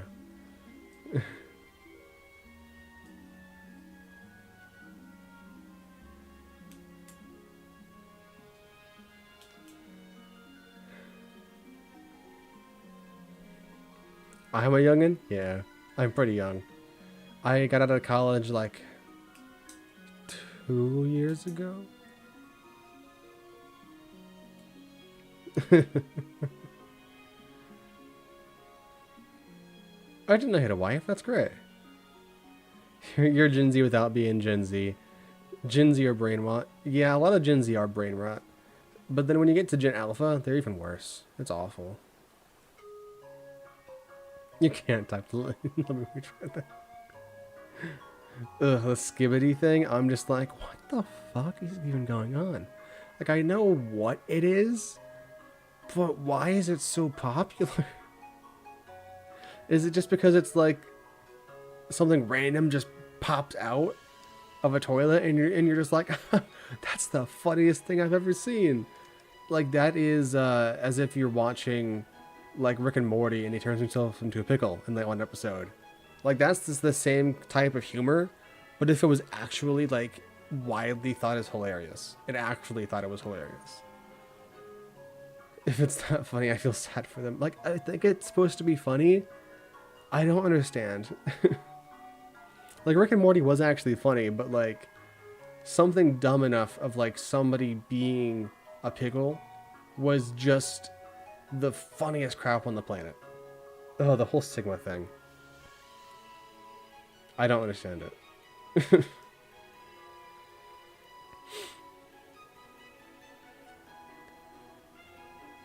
Yeah, I got into like right after high school. I was popping into college too. Doc, I'm not a millennial. I'm still Gen Z. Gen Z is old at this point. Like we're out of college. A lot of Gen Z is fairly mature, but then yeah, there's definitely like half of Gen Z is still like in high school, still with that brain rot lagging on them. And then we have the Gen Alpha people who were the iPad kids. And they're awful. And they just can't think for themselves. When asking for like for likes and subs, I think you need to provide something of value at the beginning, then ask for a like and continue the video. I don't think you should open with it. Yeah, no, definitely not. Never open with like asking to be liked, because if somebody's new to watching that video, they don't know what they don't know who you are. They don't care about you yet. You have to give them something to care about. And if you start with asking them to like the video and subscribe because it's going to help you out, that's going to turn people off from wanting to watch your stuff. Because they didn't come for that. They came for the content. They came to either get taught something or be entertained by something. That's generally the only two reasons to ever watch something on YouTube. And there's also like the brain rot side, I guess. But yeah. I also went to college. I did go to college for 4 years, but I did end up dropping out for my 4th year because I just needed to get a few more classes done. Well, I did college for 4 years, but after the 4th year, I dropped out because I had to go for a 5th year to finish up some classes. But I'm just like, well, I already have a job and I already have what I want to do. And then I just kind of stayed there for a year. Then I moved back to where I am now, just with my parents for a little bit. And then I started doing this stuff. And I think it's going to turn out pretty well. Like I'm making some decent money. It just needs to be more consistent. But college is a scam. Why does Davinci hang so much all the time when working with long cut down video? Like, come on, Davinci, I just want to work. Yeah. Especially when you're working with how big of files you've got, there's not a lot you can really do. It's going to be very slow. It's going to be hellish to work with. maybe if you like trim down your videos to like hours each, and then it only like a few of them in a timeline at a time, maybe that would help. But like the longer the clip is itself in the media pool, the more Davinci has to be thinking about it. Even if it's not actively playing or actively in your timeline, it still has to like render in the entire video. And that's just like an extra set of slowness on top of everything else you're already doing.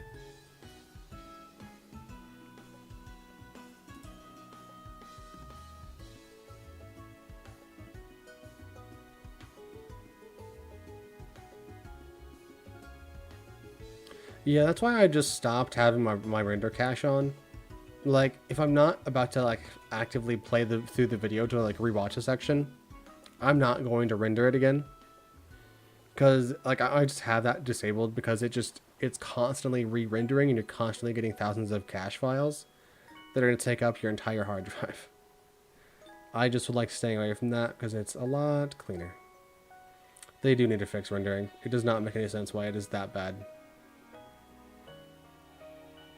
Like, it's good enough for, I guess, like a general populace of people, but yeah. Yes, with the combination of inflation pressuring for college diplomas and jobs not hiring people with the diplomas, college is a scam. Yes. If you've been to college, you know exactly the feeling, because you go there, and then when you're in there, they're like, oh yeah, by the way, you're not getting a job. Good luck. Like, I was lucky enough to find a... Yeah, your computer won't play any Fusion effects without it on. Well, that's why you... So, generally Fusion effects can be changed without the render cache on. And in fact, the render cache makes changing settings on Fusion stuff even slower, because then it has to, like, try to render it as soon as you change that one thing. So if you turn it off, it will maybe change faster if you change the settings, but that's been my experience.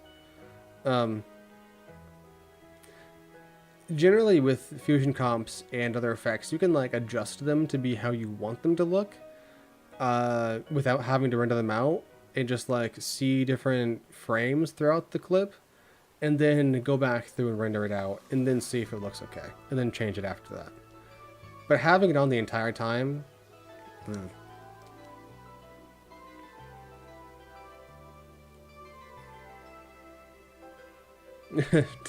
don't worry, Gamer Kitty. You have fun doing the edits. I know you have a big project that needs to be worked on. And I hope that the tool helps you out. And I hope that you can get the...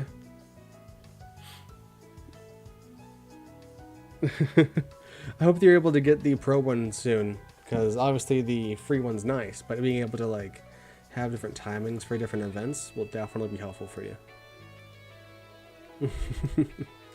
Yeah, because like this tool will do all the cutting down for you. All you have to do is put it into a script now.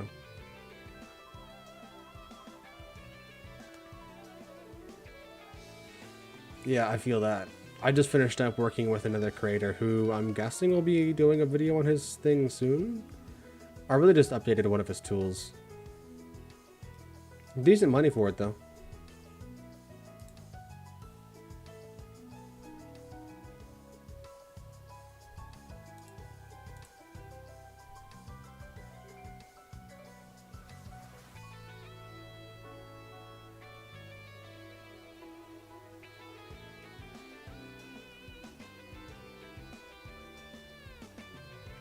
It won't play for you without the render cache on the edit page anyway? Yeah. I don't play through my effects. Like, let me show you. If I'm editing a video and I use, for example, one of my own tools here for screen utility. Wow, that is a small thing, okay. So if I'm editing this, I'll set it up to like the middle of the thing, or like wherever the animation, whatever it is happening. And then set up the animation, and it will give you a pretty good estimate of like what it's actually going to look like, what it's actually going to like act like. And this might be even able to play. No, not fully at the right frame rate, but it will somewhat play. But even if you don't have it being able to play, if you can at least see the changes that you're making in the preview without playing through it, then when you render it, you should have somewhat of what you're looking for, if that makes sense. You work as a carpenter, but you hope art and writing can take many places. Definitely can. You definitely have to learn how to be your own social media person and like get yourself out there and like get like seriously noticed by people, because that is the hardest part. That is like half of your job as a creator, doing any form of like creative art or writing, stuff like that. You have to be able to like get people to like see you and know you from something else. That's why I'm not just selling tools, I'm also teaching, so that people can like see me from this, know that I have experience in the program. They know that I know what I'm talking about because I've taught them something, and then they see the stuff I sell and they're like, oh cool, this person also makes some pretty cool stuff. Let's go check out the stuff they make. So it's not just selling the tools and art that you can make, but it's also selling you as the person making that stuff. That's just some random little advice that I have for you. I do commission people to, yeah, people do commission me to make tools for them. That also helps with having the channel and having some backing of other people who you've worked with. Oh yeah, I'm also working with somebody else soon. A guy named Nomad R Productions, I believe is his name. He and I are going to work on some stuff here soon as well. I don't know all the specifics yet. We're still trying to figure all that out. We were trying to get in touch the best we can, but he doesn't have Discord.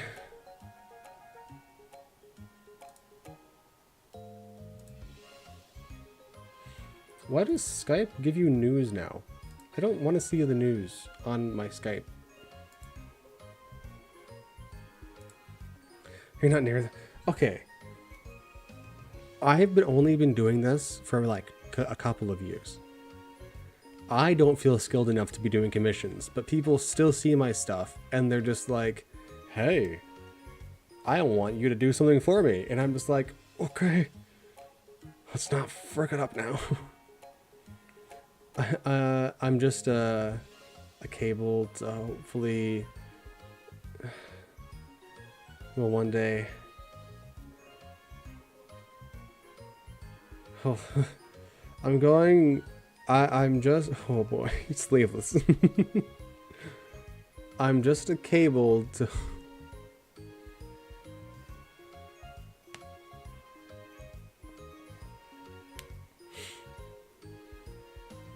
I'm just a cable to hopefully will one day edit on the side.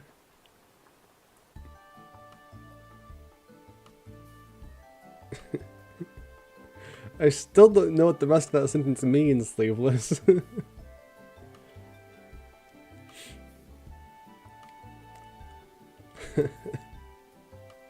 Yeah, I did get with Nomad.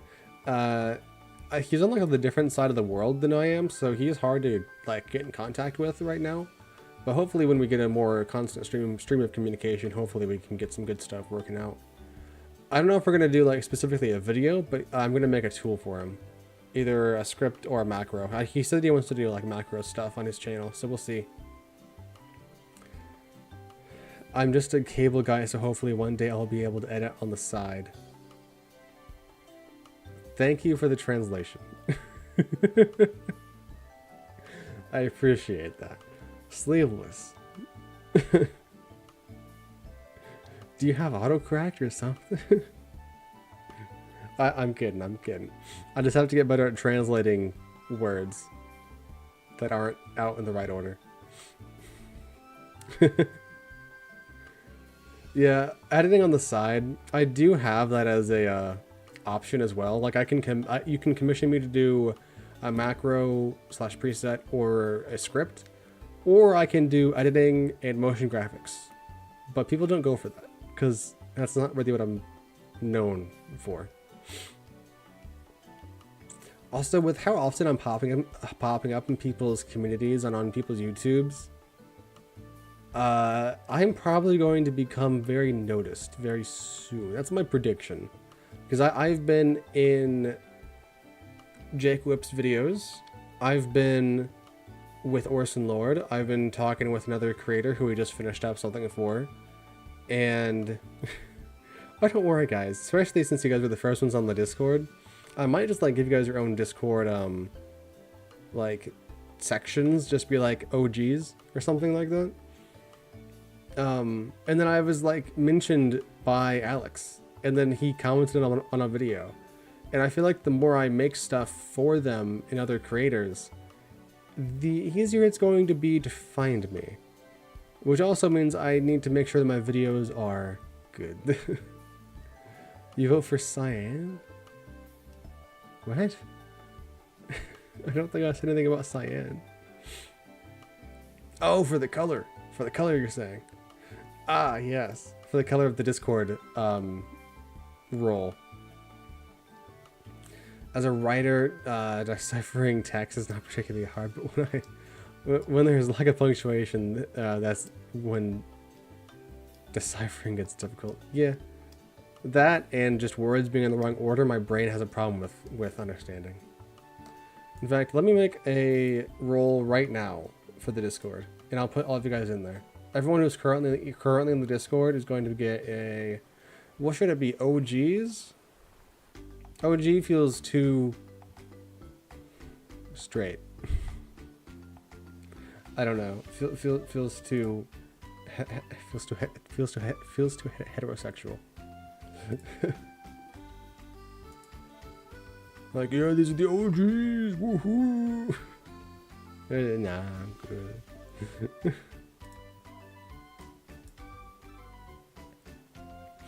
I have so many. I don't know. OG doesn't feel like me. It's not really my brand. Okay, I guess we'll go with OG for now, and I might change you guys out later. Alright, and you wanted Cyan? What does Cyan look like? If I join Discord, do I get the OG tag for knowing you the longest? I mean, sure. I mean, yeah, since we knew each other in high school, why not? But only if you want to ask questions about Davinci. We won't take any random. I mean, there is an off-topic chat, but better have a couple questions about editing in there. What is like a good cyan, like hex color? Yeah, gonna go to hex color right here from Canva.com. Let's get that in here.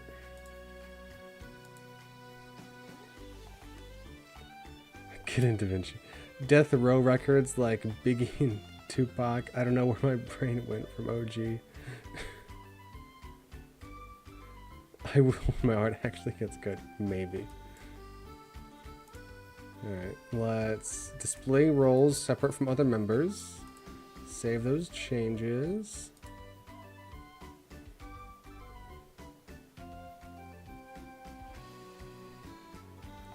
Could you make a video or something indicating how to price macros creations?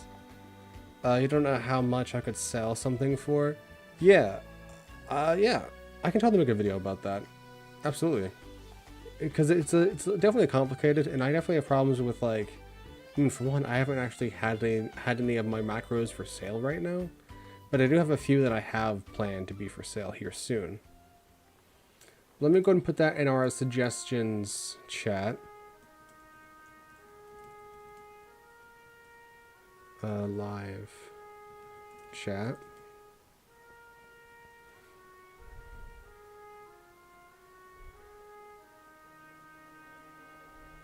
Yeah, it depends on how much work went into it, and it depends on like how much profit you want to make from it.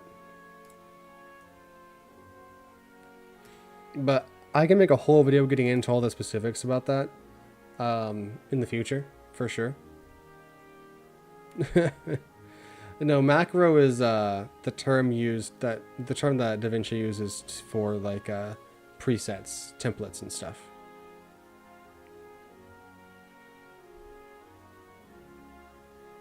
I think it depends on how much you want. How I figure it, knowing what you know. Can you make this in less than an hour? Because you don't include your struggle of learning.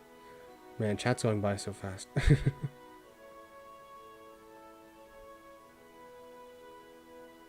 Those macros are important, Frank, yeah. Let me put everyone in the Discord Cats channel. Or group, whatever. Oh, they have to be higher priority. Forgot about that. Priorities and everything with this stuff's really confusing. How do I...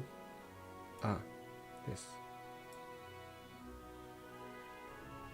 I hate that the more roles you have, the more you have to like move shit around. Put you here, sure. Well, I have a lot of different... well, for one, I don't have any mods, because nobody... I don't know, I just haven't done that yet. I haven't gotten any mods yet. There it goes. I'm slowly adding everyone to the OGs.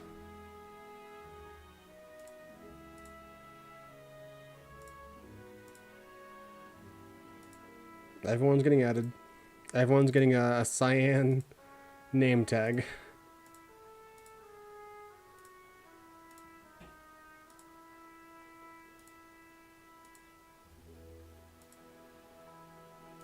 Oh, Gumroad doesn't need a name tag. Even people who aren't really active in the server still get a name tag just because you were here first, and that's what matters to me. Is that you guys actually like came out here, wanted to stop by, tell me how awesome I and I'll leave my second account off. There are rules, but I just don't have anyone enforcing them.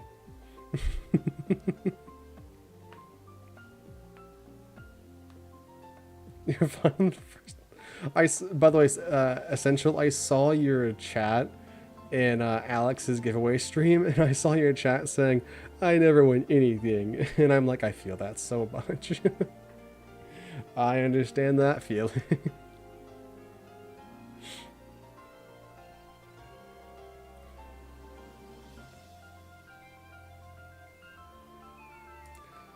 Okay, everyone has the OG tag now.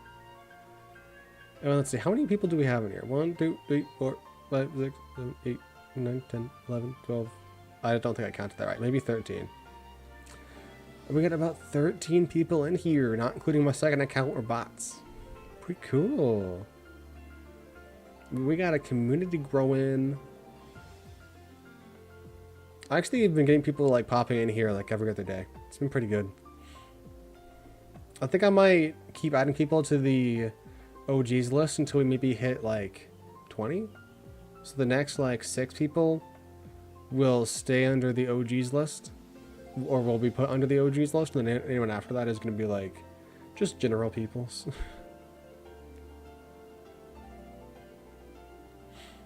I mean, for one, it helps me figure out who was here longer, so it helps me remember who you guys are. But also helps everyone else who's new in here be like, oh hey, these guys are the OGs. These guys have been here for a while.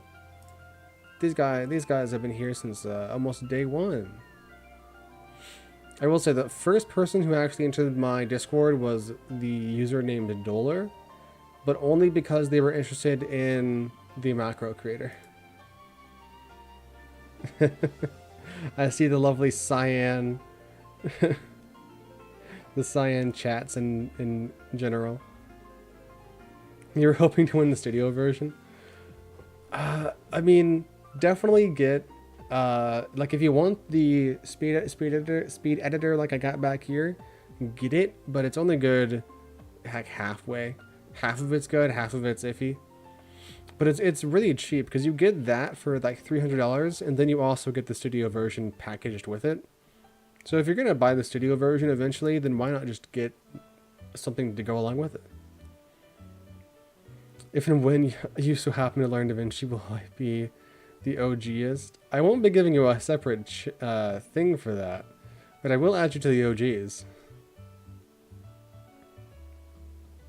You know, I got this for like a little over $300, and I got Studio with it. So like Studio was basically free, and I just got that alongside it. It's super crazy.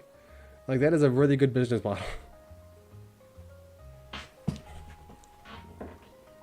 Yeah, no, the keyboard, I also kind of want that, but I've been using This might be a little gross to look at. It may be a little dirty. I'm using this Logitech keyboard. I don't even have like mechanical keys, but this keyboard's amazing. You can set it up to connect to multiple different computers and stuff like that.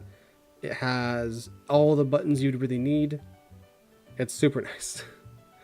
I've also had this for like 3 years. You just reuse the Red Dragon mouse, best mouse in the world. I have the Logitech Master 2S. I want the 3S, but this one's really good. It has a nice sideways scrolling wheel right here on the side. It has like a really fast scroller.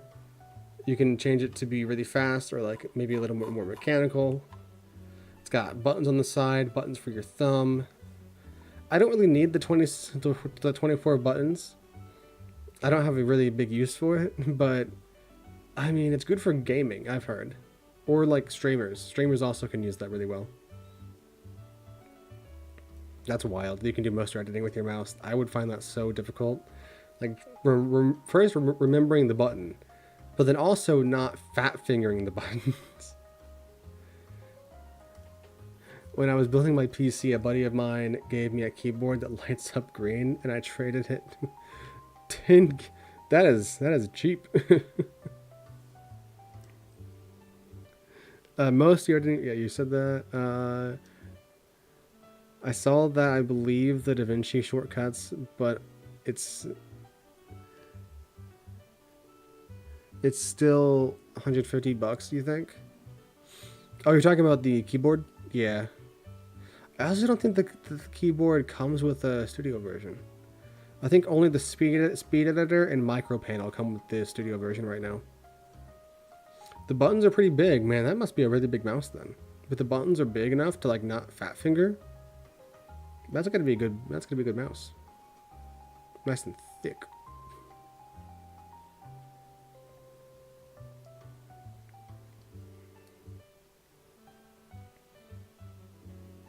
I like how these streams are like here, like, hey, if you have any questions about Davinci, feel free to ask.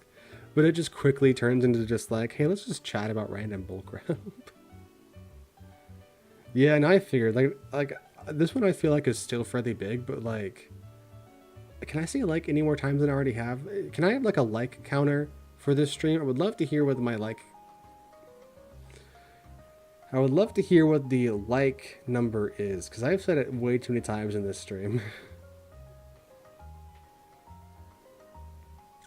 Like, my last few streams have basically just been me sitting around and just chatting. The last stream, last week, we went for like 4 hours. Like, I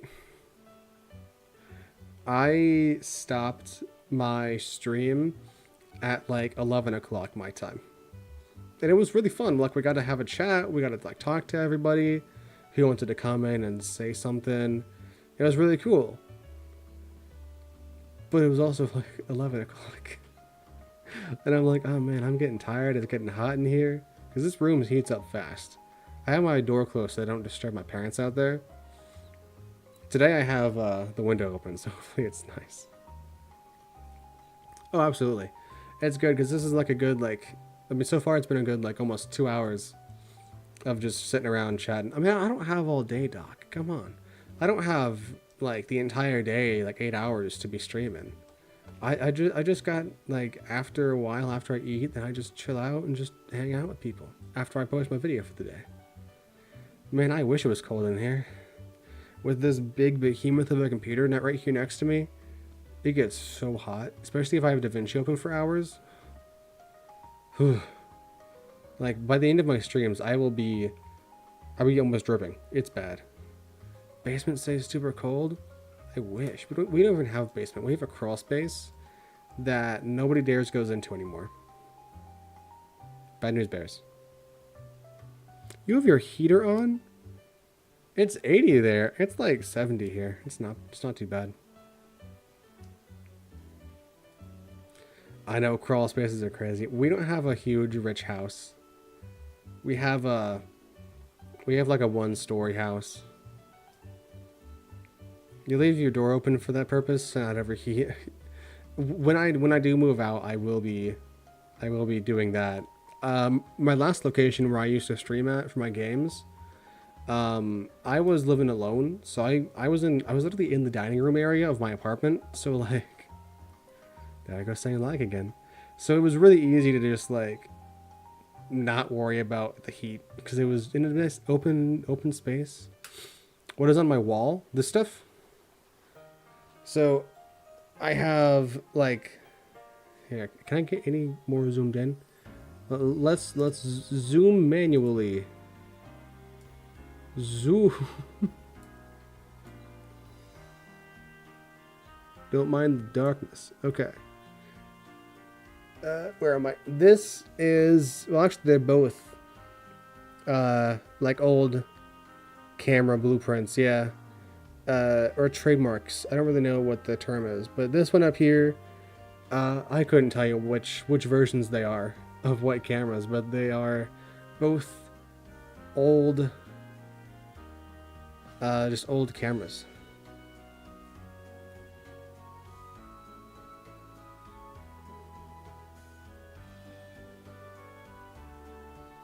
And then over here I got even older cameras. I guess not even older. These might be actually newer. I don't really actually know. But we got this guy way over here. He's a film camera, like video film camera. Then all these other ones are photo cameras. And this is an actual Polaroid. Actually, this is a knockoff Polaroid from a different company who got sued and weren't able to keep making these.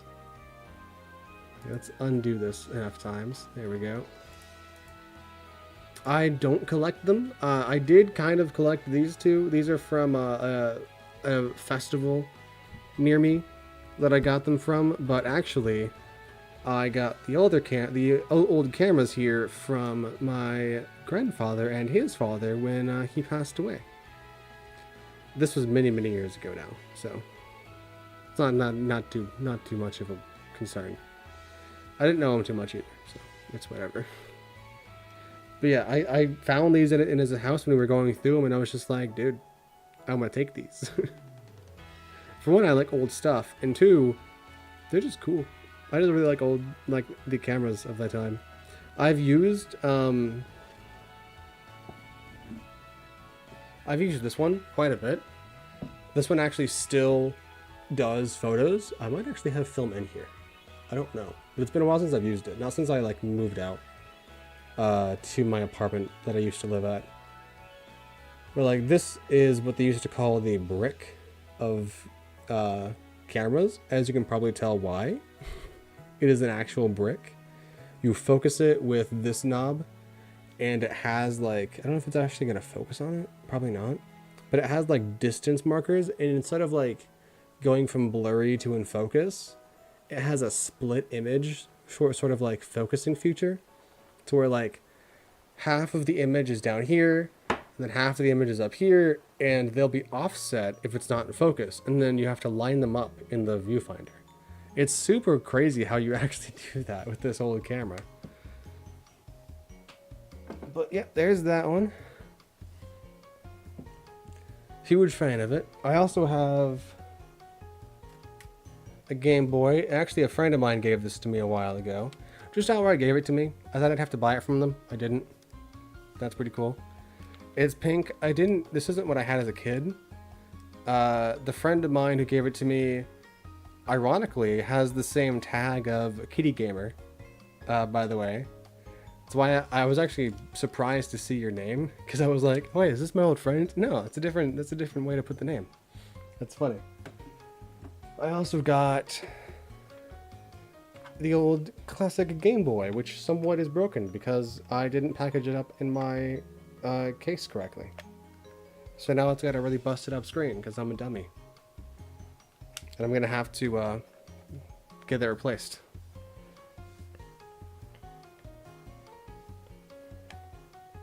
I know, it's super sad. I spent some good money on this. I didn't get a new screen, but I did get a new screen cover for it. Like the actual outside cover here. And I have a spare as well, but I need to actually get it replaced on the inside because it's super sad. You know, we did do a couple of old films. One of them was back when I was like super religious, and it was like a religious book that I was like, hey, this is a great book. If nobody has any other ideas, let's do this for our short film project. It was like a film lit class, but it had to be all based off of books. But the first one we did was based off of Alice in Wonderland. And we had to like do a chapter from the book, and we did the one where Alice goes to, I don't remember who it was in the story, but like the person was like making a big old pot of soup or something. Yeah, you did the music. That was rough all around. Music, acting, editing. Obviously the lighting and like set design was bad because it was somebody's actual house. Yeah, when Alice. Well, we did that one, and we also did the one with like the pot of soup. Oh no, that was the same scene, wasn't it? Yeah, that was the same scene. Yeah. Well, it was different locations, but the same chapter. And you played Cheshire Cat. Whew. I'm glad I don't make short films anymore. Probably could do better now, but yeah, it's rough to look back on. I also did a short film for my college. Let me put this back. I also did a short film in college with a class, like the entire class put work into it. And I was the assistant director and the audio engineer. I didn't do audio on set, but they did have me do all the audio editing. I was the only audio editor, and I had to get Foley from other students who were doing the Foley for me. And it was all around awful because they didn't have really amazing mics, and I didn't have a lot of time to do it. I had maybe a week to do the entire 15 minutes of short film on top of every other thing I was doing at college at the time. And then I also had to, in the middle of editing the audios, I then had to also ask for more audios and wait for them to get back to me with the audios. So it was all around an awful experience, and the video turned out very poor. Definitely could have done better with the audio mixing, but I also didn't have a lot of experience with that at the time, and I'm still learning now. So yeah, old projects are bad. We don't talk about those.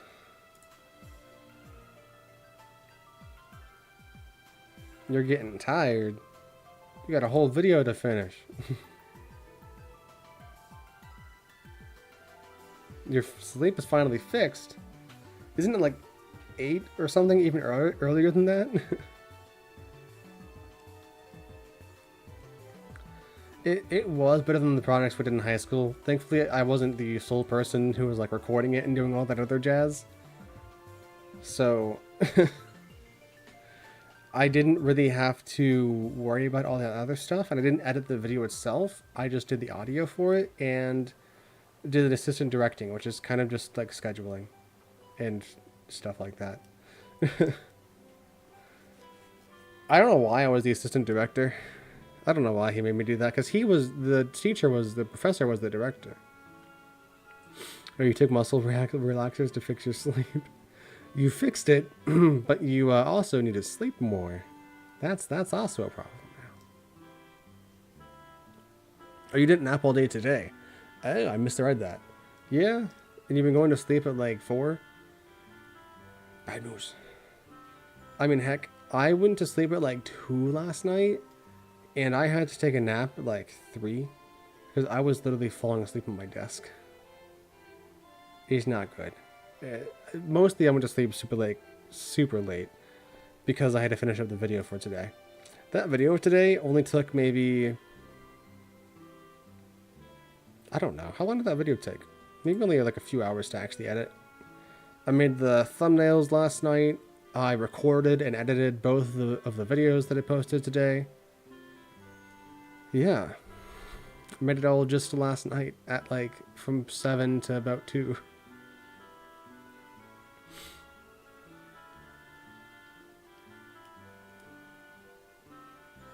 He kept having nightmares. That's not good. You would sleep 1 to 2 hours and wake up and be unable to sleep for several hours due to nightmares. Ooh, man. Yeah.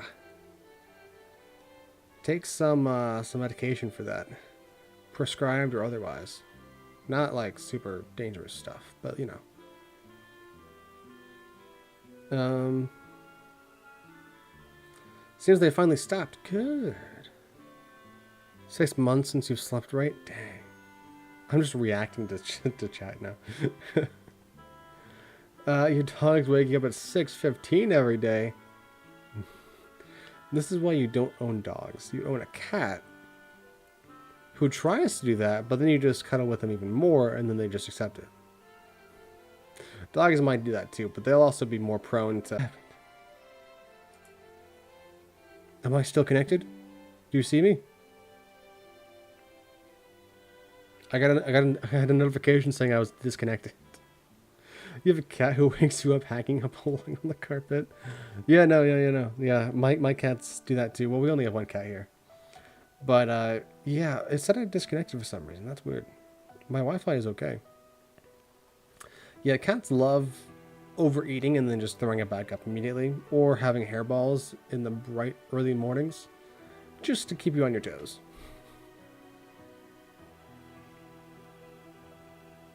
Yeah, maybe. Who knows? It happens.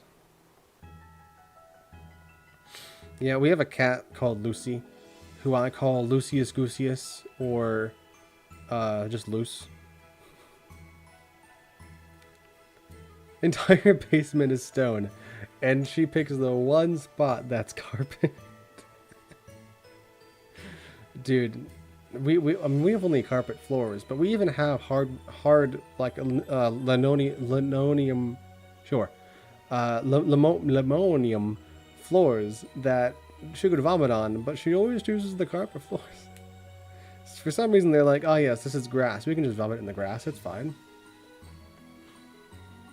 Oh, you know, for real, it's like, it's either an instinct thing to where they think in their head, this is closer to grass, this is safer to vomit on. Or it's just like, I don't know what other reason they'd have behind that. Malicious intent.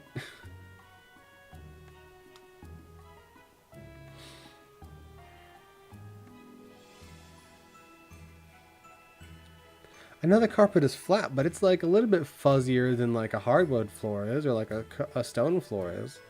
It's like maybe the fuzziness? I don't know. Thankfully close to no fibers. I don't know much about carpets, but I'm guessing that means it's like really finely woven or something. You should get a cat. Yeah, definitely a little fuzzy. You should definitely get a cat, Doc. Cats are the lifeblood of the universe. And it will also be the last things to exist in the universe.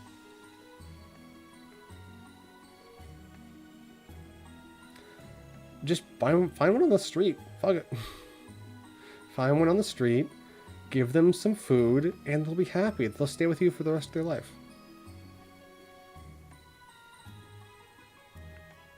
No, seriously, cats were the last thing to die on the planet. Cats will just survive. My oldest sister, I guess. I have two older sisters, but my oldest sister has a big dog. And this is like a Great Dane German Shepherd mix, and named Oliver. And he's been over here before, and we have a cat over here. And our cat is a big old bag of dicks. She is super sweet when she wants to be, but she'll also fight you for a treat if she wants to. And this cat has made this giant dog bleed just because they looked at her funny. And it's the funniest crap. So now the dog doesn't want to be here, and the cat doesn't want to be near the dog, because the cat's going to end up making the dog bleed again. And like, you would think that like the dog would scare the crap out of the cat and like beat the crap out of the cat. No. The cat especially if the cat has nice sharp claws like ours does, we need to trim them down a little bit. They will cause many bleeds. From time to time, the cat and dogs get along, very occasionally, but you have to like train them both to be chill with other animals. If you don't, and they have never seen the other animal before in their life, there's a higher chance that they'll just freak the heck out. The cat we have now was born in our house. The mom was originally ours. Well, we found the cat on the street, and then we brought the cat inside, and shortly after she gave birth on our couch. This was many years ago now, and we had multiple cats, and then this one cat that we kept is who we have now. So she's never seen the outside. The cat did choose me. How's it going, Mr. Banks? Welcome to the chat. Haven't seen you around here before. Happy to have you. We don't always talk about cats, but this time we're talking about animals. But seriously, the cat chose me. And we've just had her daughter for years now. Cat, like, the cat reassignment program is in high pursuit these days. It is definitely a very lucrative business model for the cats. If you haven't had it done to you yet, then definitely in the near future you'll have a cat be given to you by the cat reassignment society. That's not what I said before. Like cats bring out the lurkers. Facts. Like as soon as you start talking about cute animals, like the lurkers are gonna come out of droves and just start talking about their pets. Because who doesn't want to talk about pets? Pets are the coolest thing in the world. It's like the movie. Movie? What movie?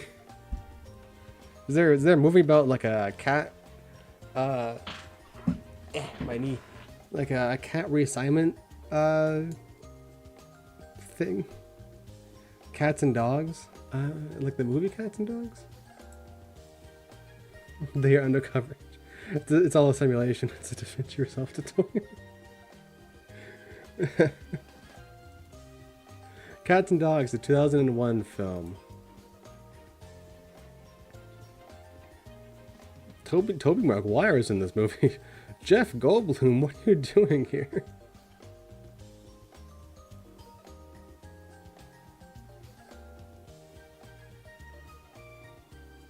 Your brother and his wife have 2 cats and dogs, among other animals.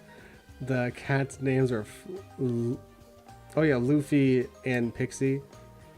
The dogs are Hazel and Daisy. That's cute. Yeah, the cat we have here is called Lucy, which, yeah, I think I've already said. Lucy, Luce, or Lucius Gooseus.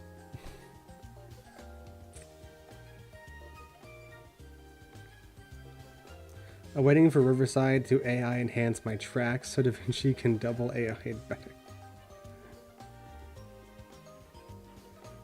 You should the movie Strays. It freaking crazy. I should watch the movie Strays. It's freaking crazy. Maybe we should just start having like movie nights. Start streaming movies on the channel every Friday, or I guess we can do it in the Discord. I think that'd be fun. We just have like a movie night audio channel, and we just watch a movie together. I haven't heard much about Strays either. I'm curious about it now. Oh, it's from a couple years ago. Oh, it's from last year. Abandoned on the mean city streets by his low-life owner, Doug. A naive but livable dog named Reggie falls in with a fast-talking, foul-mouthed Boston Terrier and his gang of strays. Yeah, it definitely seems like adult comedy. Never used Riverside. Is it like a phonic? All these names I don't recognize.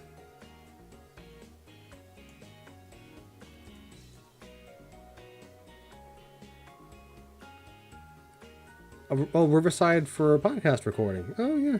I mean, have you heard of Orson Lord's new tool that he's making? His Snap Pod. Excuse me.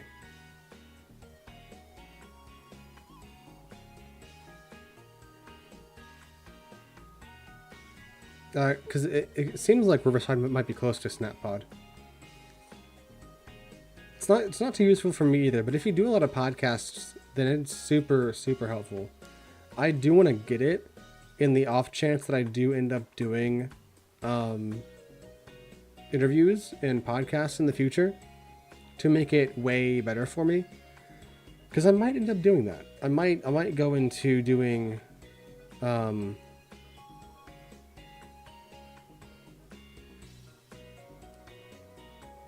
I might go into doing some like interviews with other creators in the future. I agree, Gamer Kitty. The more people over here, the better, and it will definitely help get people over here because it's a cheaper version of Autopod, which he couldn't name.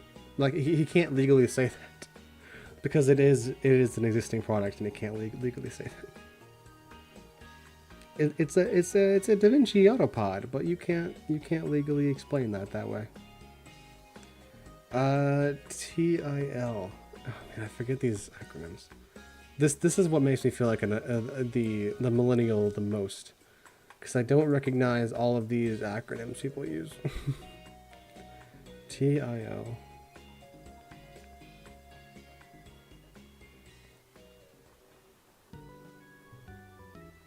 You're 42 today.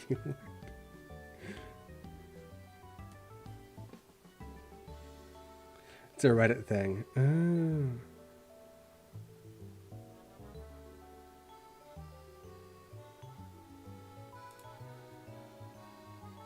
Oh, does it mean today I learned? Oh. Oh, it's today I learned. Oh. Okay. I appreciate the translation. Yeah, my brain still thinks like a millennial, but my heart is a Gen Zer. Like, I don't understand all the acronyms, but I want to be a part of them. Laugh my farts all out. Oh no, we have people just translating random nonsense in the chat now. Oh no. Now I know that lemfau does not mean that. I know that at least. I know the TLDR. And I know some of the tone tags like /s, /SRS and stuff like that. But some of the like simple acronyms, my brain cannot figure out for the life of me what some of them are.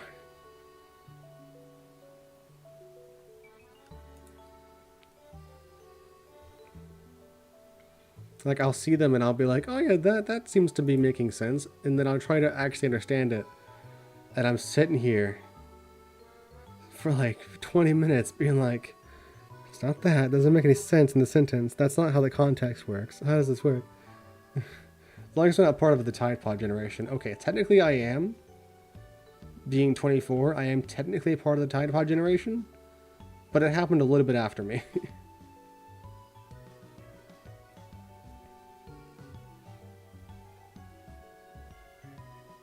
If I know that when it's said, I don't know what that is, because I don't think it's actually anything.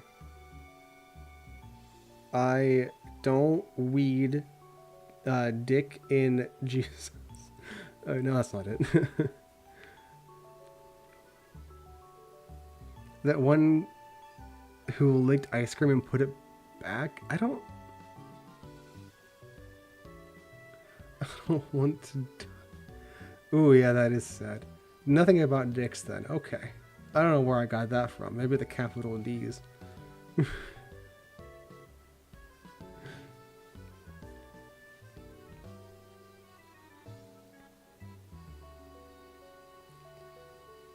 It's one of those things people with depression know almost immediately.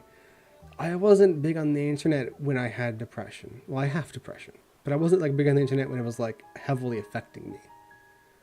I never was on like the Tumblrs or Twitter I was on maybe Google Plus, like early on, but not much else.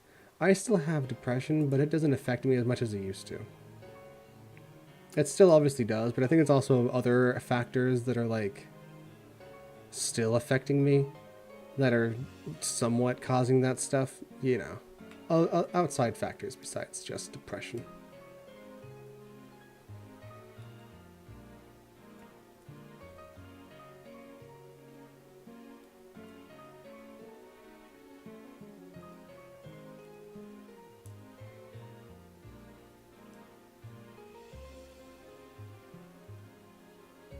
Yeah, like mental health in general is becoming a lot more popular, and that's amazing. Like all the other mental illnesses and everything is becoming a lot more known, and it's fantastic. I'm glad that people are learning more about themselves and getting the help that they need. And it's not just like push it down and hopefully you don't explode. That's how we get abusers in relationships, is people holding down their pain until it blows up in somebody's face as a fist.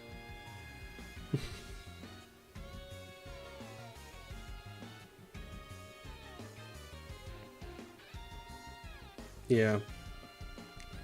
I've had many friends. I've had a friend. I don't think it was borderline. It might have been borderline. Yeah, I think I had a friend who had borderline back in college. Back in college, 2 years ago. Actually, I think for this person it was like 3 years ago. But we separated them from the group because they were also still a dick, even despite having the mental like awareness of their own disorders. They were just a dick in general. Very pushy and judgy as well. That's besides the point. It's such a huge change from where you grew up, and it's just like, don't show it and just live with it kind of thing. Yeah. Borderline sucks, don't wish it on anybody. Yeah,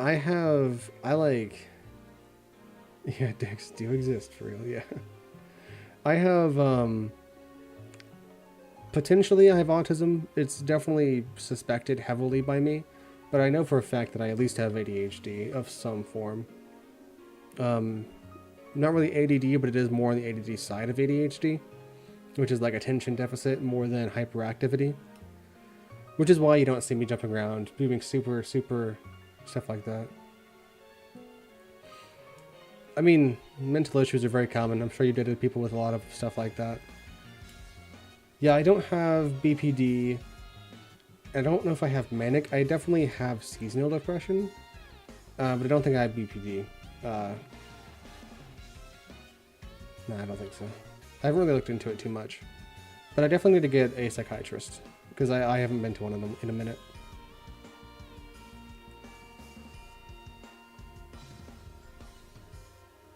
Yeah, I mean, like a few years ago, this wouldn't be something casual.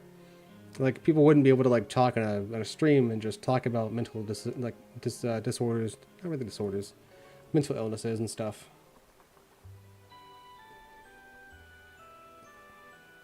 Ooh.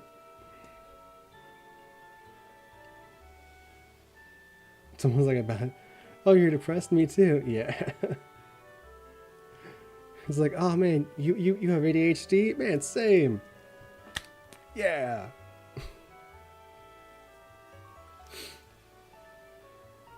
You were suicidal in high school? Me too, man. Woohoo! Friendship. That's how you become friends these days. Your mental disorders help you become friends.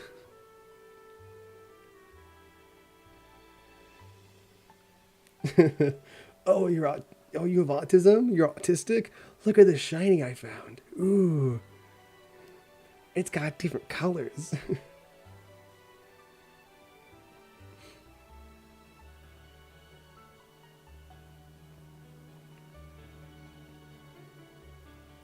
I don't have rock collections, but as you can see, I do have other collections.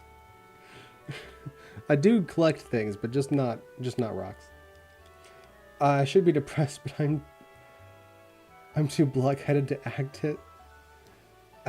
Fair enough. Yeah, like it can be hard enough to accept you have it, but then to also feel comfortable enough to actually let yourself feel it in the moments and like feel through it, it's definitely harder to get yourself to be comfortable enough to do that. Yeah.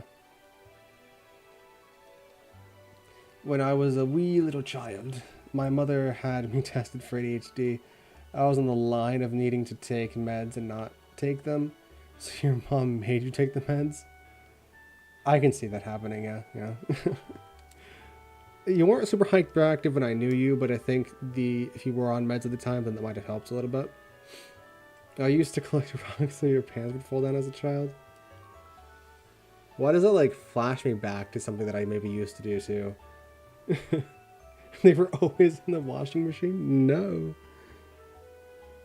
You got meds for ADHD at 36. So helpful for all my isms. I have taken medicine, but I am so not immune, but it takes me a while to like get drunk and stuff, and like medication doesn't affect me super fast because I have high tolerances. It's not good. It's not good because that means I'm expensive in multiple situations. But I had like a really high dosage for my ADHD meds at some point, and it was to the point where I was just like, I'm good, actually. I'm not going to take this for a while.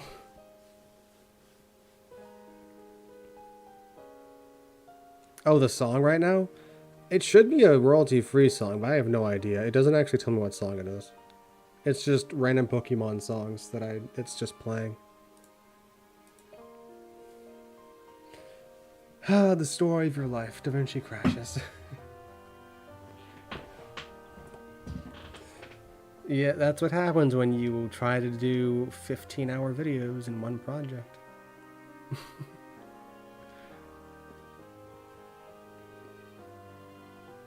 I'm also very impressed at how well the tool worked on your 15-hour long timeline.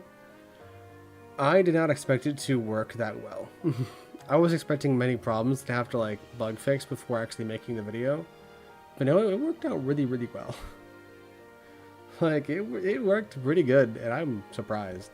I don't ever expect my tools to work first try, to be fair.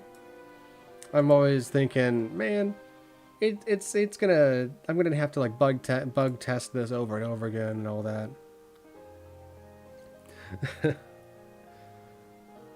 I used to be tolerant to alcohol.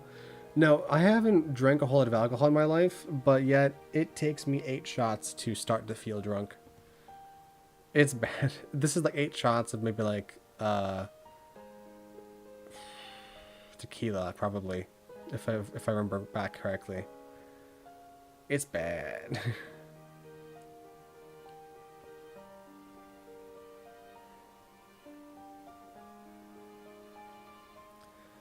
Seriously, edit page scripts are not easy to make.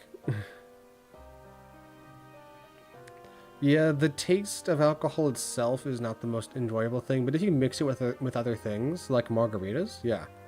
Like, you can mix it with some really good sweet flavors and make it really, really tolerable.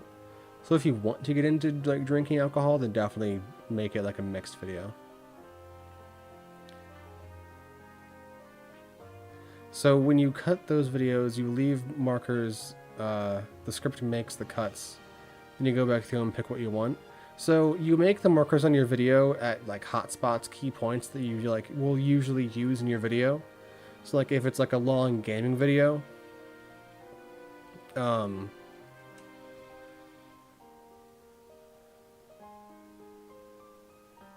so like if it's a long gaming video, then you can like mark when like either when you die, when you you know, when you go to a certain location, when you do a certain action, or say something particularly that you want to include in the video, then yeah, you mark it, and then you can give it a name and a color, and then you can easily run the script, and it will just cut out all those spots for you with like the padding on either side that you want. Tito's is okay. Tito's is definitely one of the cheaper ones. For is that tequila or is that vodka? I think that one's tequila. But we used to have taquitos a lot.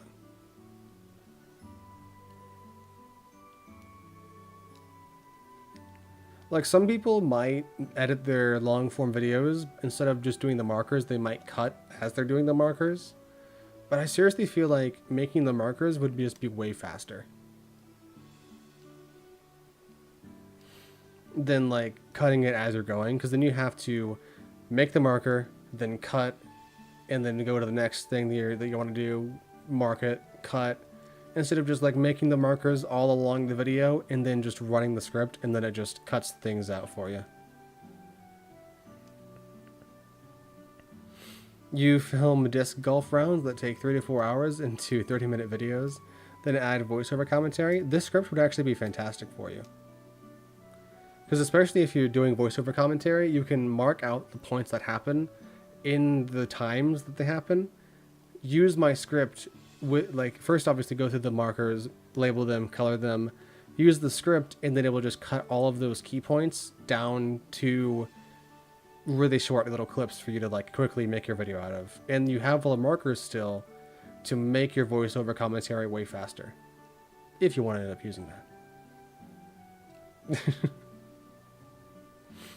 It's vodka sleeveless? Okay. I didn't remember. Fireball's alright. I think I've had a fireball like once or twice, but I like it in something else. I used to do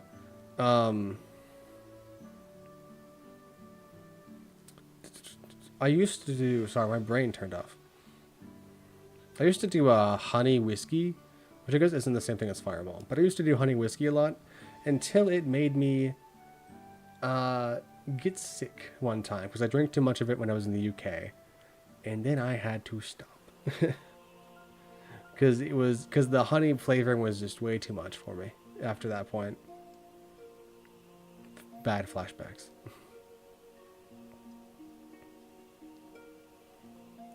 Yeah, Fireball is cinnamon whiskey. Yeah, I know. It just made me think about the honey Tennessee whiskey that I used to drink.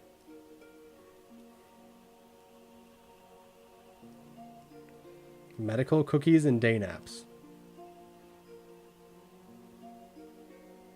I can't legally say anything, but I'll nod. I think I know what you're referring to, so I'll just, yeah.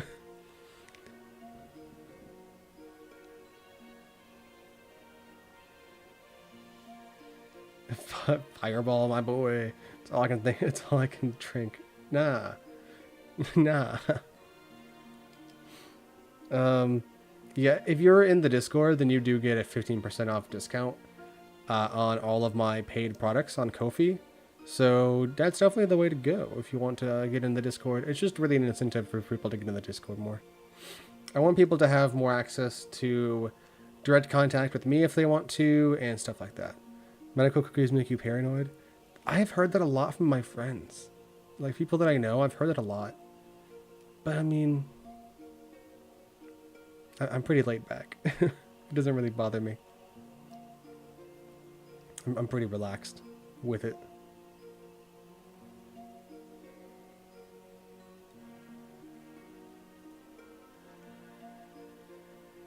Yes, Doc. Yes, we're talking about that.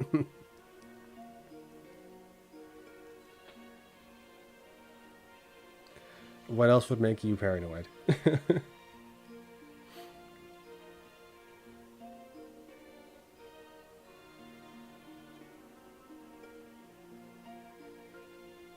Yeah, that's what I meant.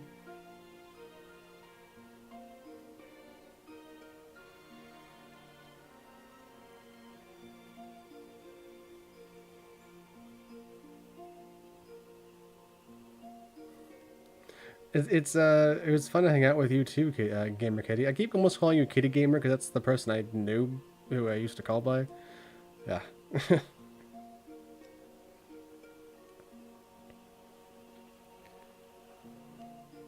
Ramps up your anxiety once. I thought you couldn't breathe. Jeez, dude. Kitty is your IRL name. I don't. Is that? I don't believe that. I'm prone to, because I don't know any better than that, but I don't believe that.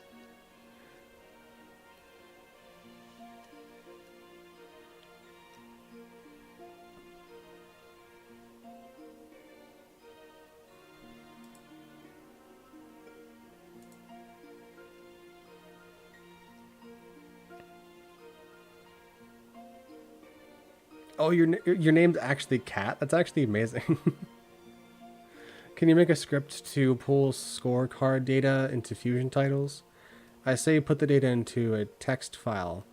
Can a script update the right boxes? It's a slightly loaded question, and I'm sure there's a lot of nuance I'm not getting from just your quick question here. Yeah, like you can make a script. Like I can make a script to I don't know. I off the top of my head I can't think of how to do it right now because I haven't done this before, but you could. There are ways to connect to online softwares and places. I'd have to look into it, but I believe you can. You can append stuff to a timeline from the media pool.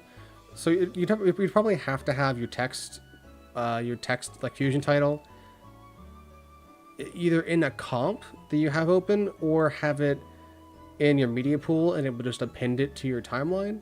It depends on however you want it to like work out. If you want to, go into the Discord and we can talk about this more in like more detail. The Discord's there's a link in the description just right below. If we want, I can also add a link to it in the chat to make it easier. But we can talk about that more in detail. I'm always open to ideas for scripts and other things that I can make. For one, I enjoy making them, but also if it helps you guys make stuff better and faster, then I am all for it. Let me copy the link and put it in the chat.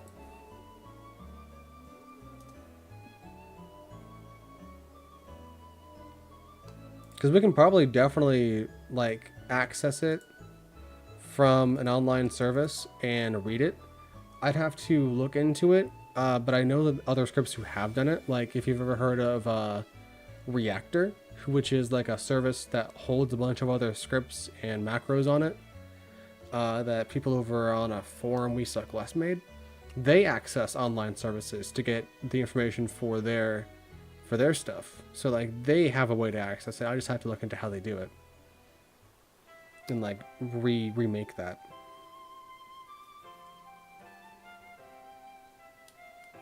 But I believe it can totally be doable.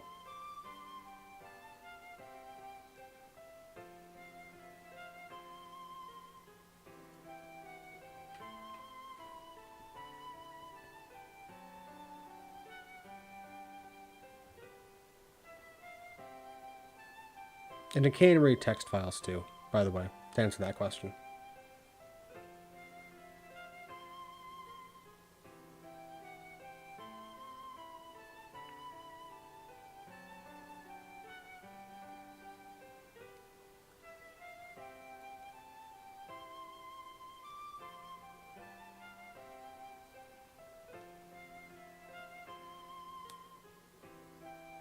I'm waiting to see if you have any more to that question, because it doesn't seem like a full question. And I may just not be understanding what you're trying to ask. But it seems like part of a question and you're about to ask the rest of it.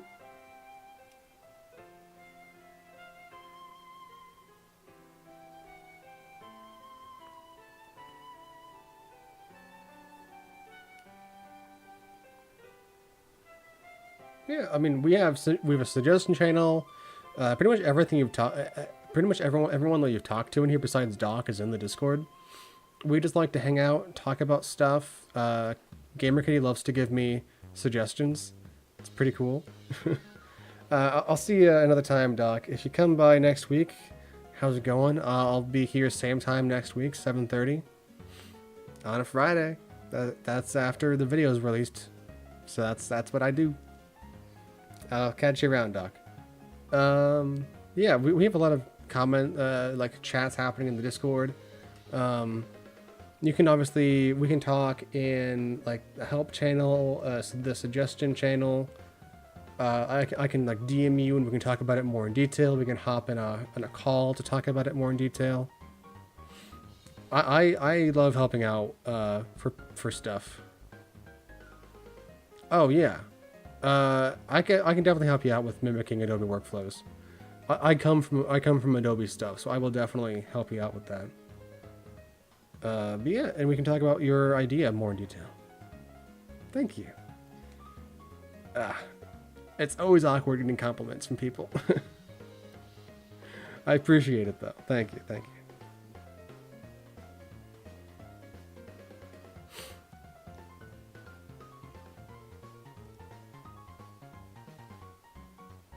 If you had a quick question right now, I can probably answer a Davinci question if you had one. We haven't really talked too much about Davinci. Yeah, I don't know what to do with compliments. Like, you think I'm great. I don't, but then thank you. I don't think I'm amazing, but thank you. Yeah, we haven't talked about Davinci much this stream, so if you have any questions, feel free to ask them. I'd love to answer some questions.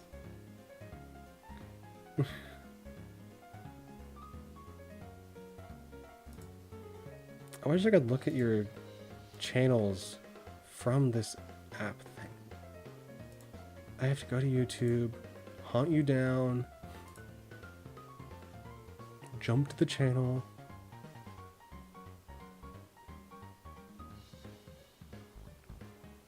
Don't start playing the audio. Please don't start playing the audio. It started playing the audio. Okay. Save it for Discord. You're just chilling, eating while listening to you in the background. Noise. I'm just a background noise. That's all I am. That's all I'm good for. Come on, give me the live chat. I want to see the live chat. Give me the live chat. I want to go check out people's channels. Let me snoop. Come on, YouTube. Let me snoop for a second.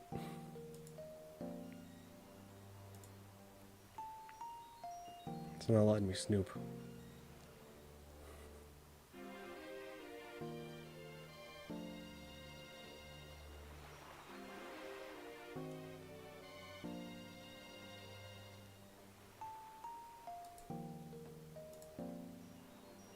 Ah, snooping has been enabled.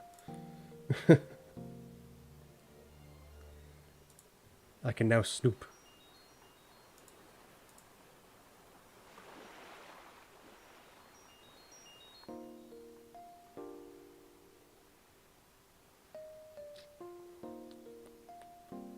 I'm trying to snoop on your content here, Mr. Banks.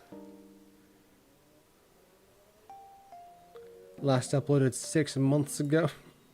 Just start reading receipts.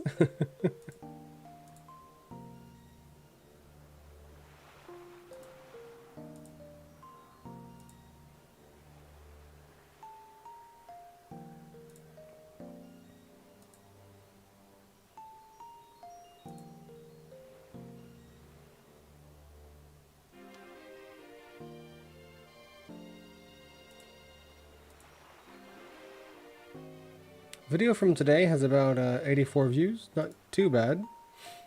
Could be a little bit better, but it's been doing better than the last couple videos I've done. The last couple videos have been very slow to grow. This one's been not doing too bad. Also, lots of comments. All you lovely people leaving amazing comments on this video. I really appreciate it. We got Mr. Justin Edits coming in here saying some awesome stuff, which also he gave me a good idea for an update that I might end up filling out here soon.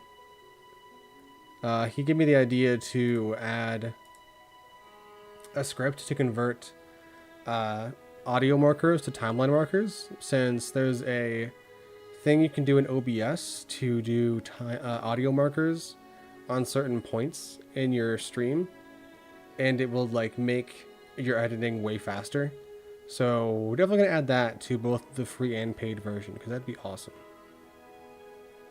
That'd be an awesome feature to have for streamers. Or I guess anyone using OBS. Because it probably works about other stuff like that too. Let me send you the video that he sent me. I'll post it in chat here. This is a tutorial from a guy teaching about how to actually do that feature. And it seems really interesting. Because that would definitely help a lot. And it adds it to your audio file, and then you just have, like, I guess where your audio gets louder or something, you have a bunch of key points to be using for your editing. I don't know if it's a plugin or not. I don't know. I haven't watched the video yet. My nose is super itchy.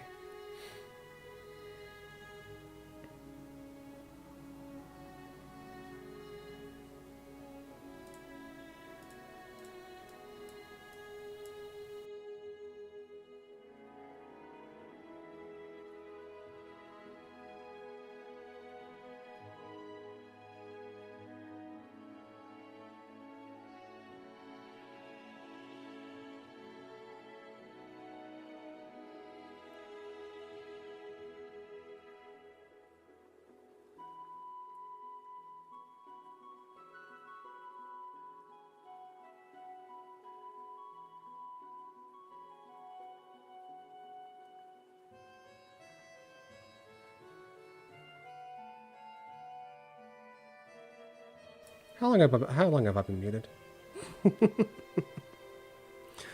When did I mute? What have you heard and what haven't you heard?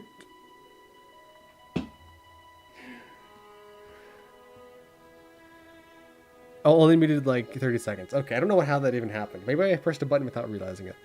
But I appreciate you guys. I'm probably going to start winding it down a little bit. It's been good getting to hear you guys, talk with you guys. Love hearing what you guys are saying about me, the channel. When I first started making videos, I kind of expected to not really have a community because I was doing like quick videos without having like any personality. So it's been great that you guys have been like into wanting to hear more from me personally, but also wanting to see stuff I'm making and like what I'm going to talk about next. Pretty cool stuff, and I really appreciate all that from all you guys. But if there's no like particular questions, I might go ahead and wind it down for today. We've been going for a good 3 hours, and it's been great hearing from all of you. I'll give a few minutes for you guys to say anything last minute, any goodbyes or any last comments or questions. But besides that, I think I'll go and wind it down.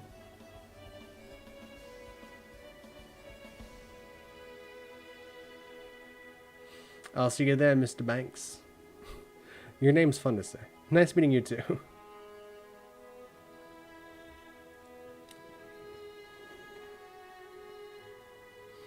Definitely binge all my videos.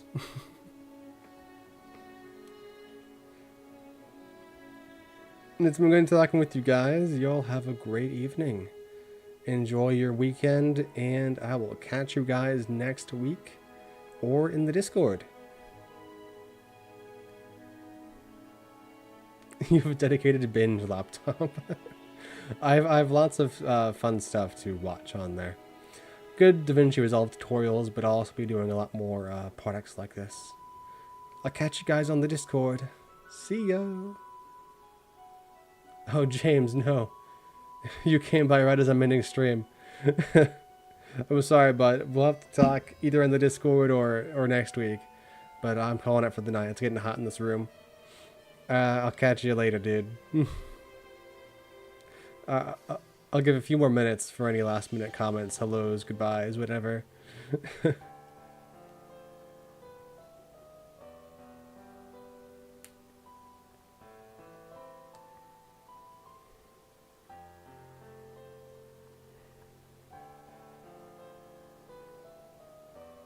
The music didn't just stop itself this time. That's great.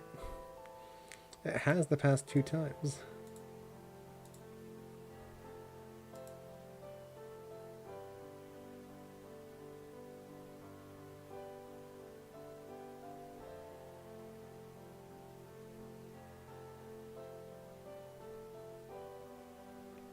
All right, James.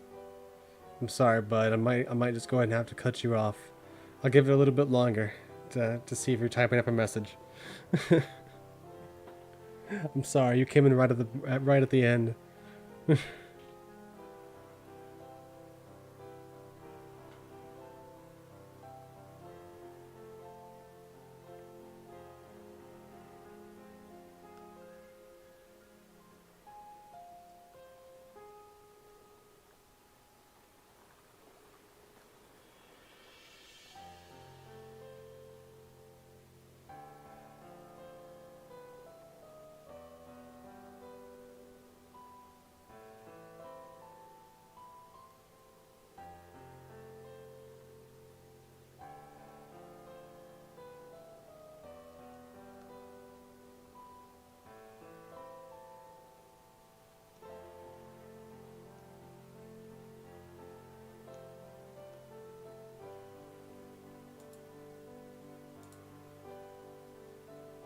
Alright, I think I'll go ahead and call it. You guys have a good night. Thanks for stopping by, saying hi, chatting with me for a while. You guys have a good weekend. Bye.